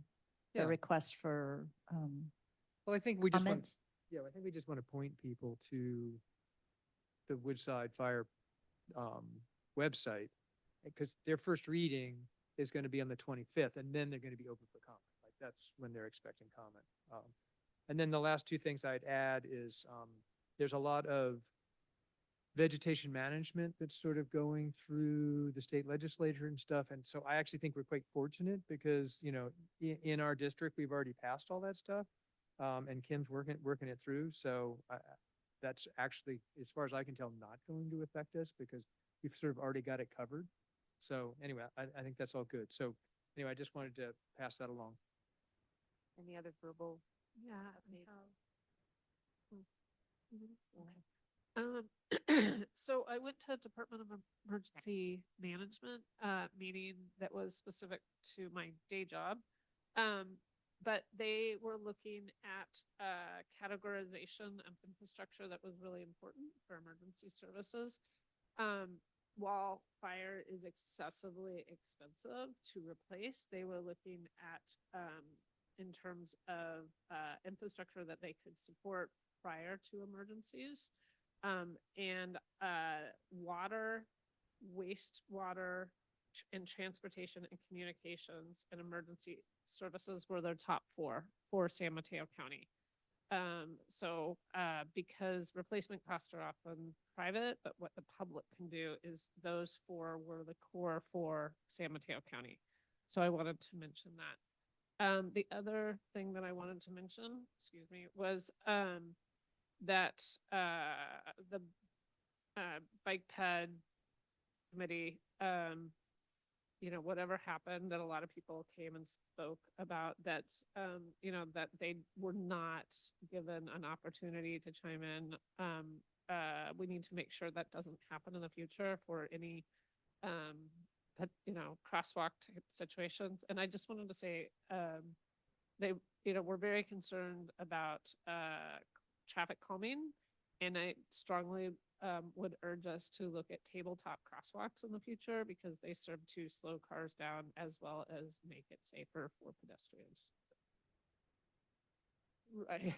But you do Oh, have the to bike put, people would love it. no, but you do, I mean, you do have to put like, it's not a curb cut, the cut in between so emergency service, vehicles can, but, you know, but it's a strong way to traffic calm, situations. And so if we do, but because of, the Transportation Authority, said that, you know, it's taken us 5 years to implement that. If we really wanted to apply for any more money, they would be very cautious about awarding us Measure W money if we cannot implement.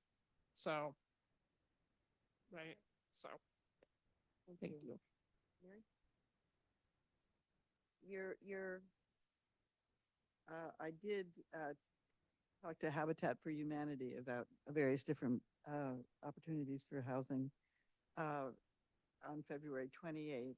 And I found it very interesting. I think that they're standing by, ready for whatever we can figure out. But they're essentially providing houses for families, 2 to 3 bedroom homes, and they want to have equity put into they want it to be owned by the people who are living there. And they have a mechanism and they have funding, et cetera. So it's kind of ideal for something like, but it's not very low income, but their AMI income of 140K for 4 people is what they So will you pass that on to at least planning and like we should put this in the repository of information? Yeah, on these types of I things? wrote it up and then I think, I don't know what I'm going to do with Oh, this okay. exactly. So I have it written up. Okay. All right, So thank I'll you. put it, maybe I'll send it to our agenda. For the next. You can include it in next one. In the next one. Okay. Okay. All right, any others? And I have to take public comment on the liaison reports and, Christy C.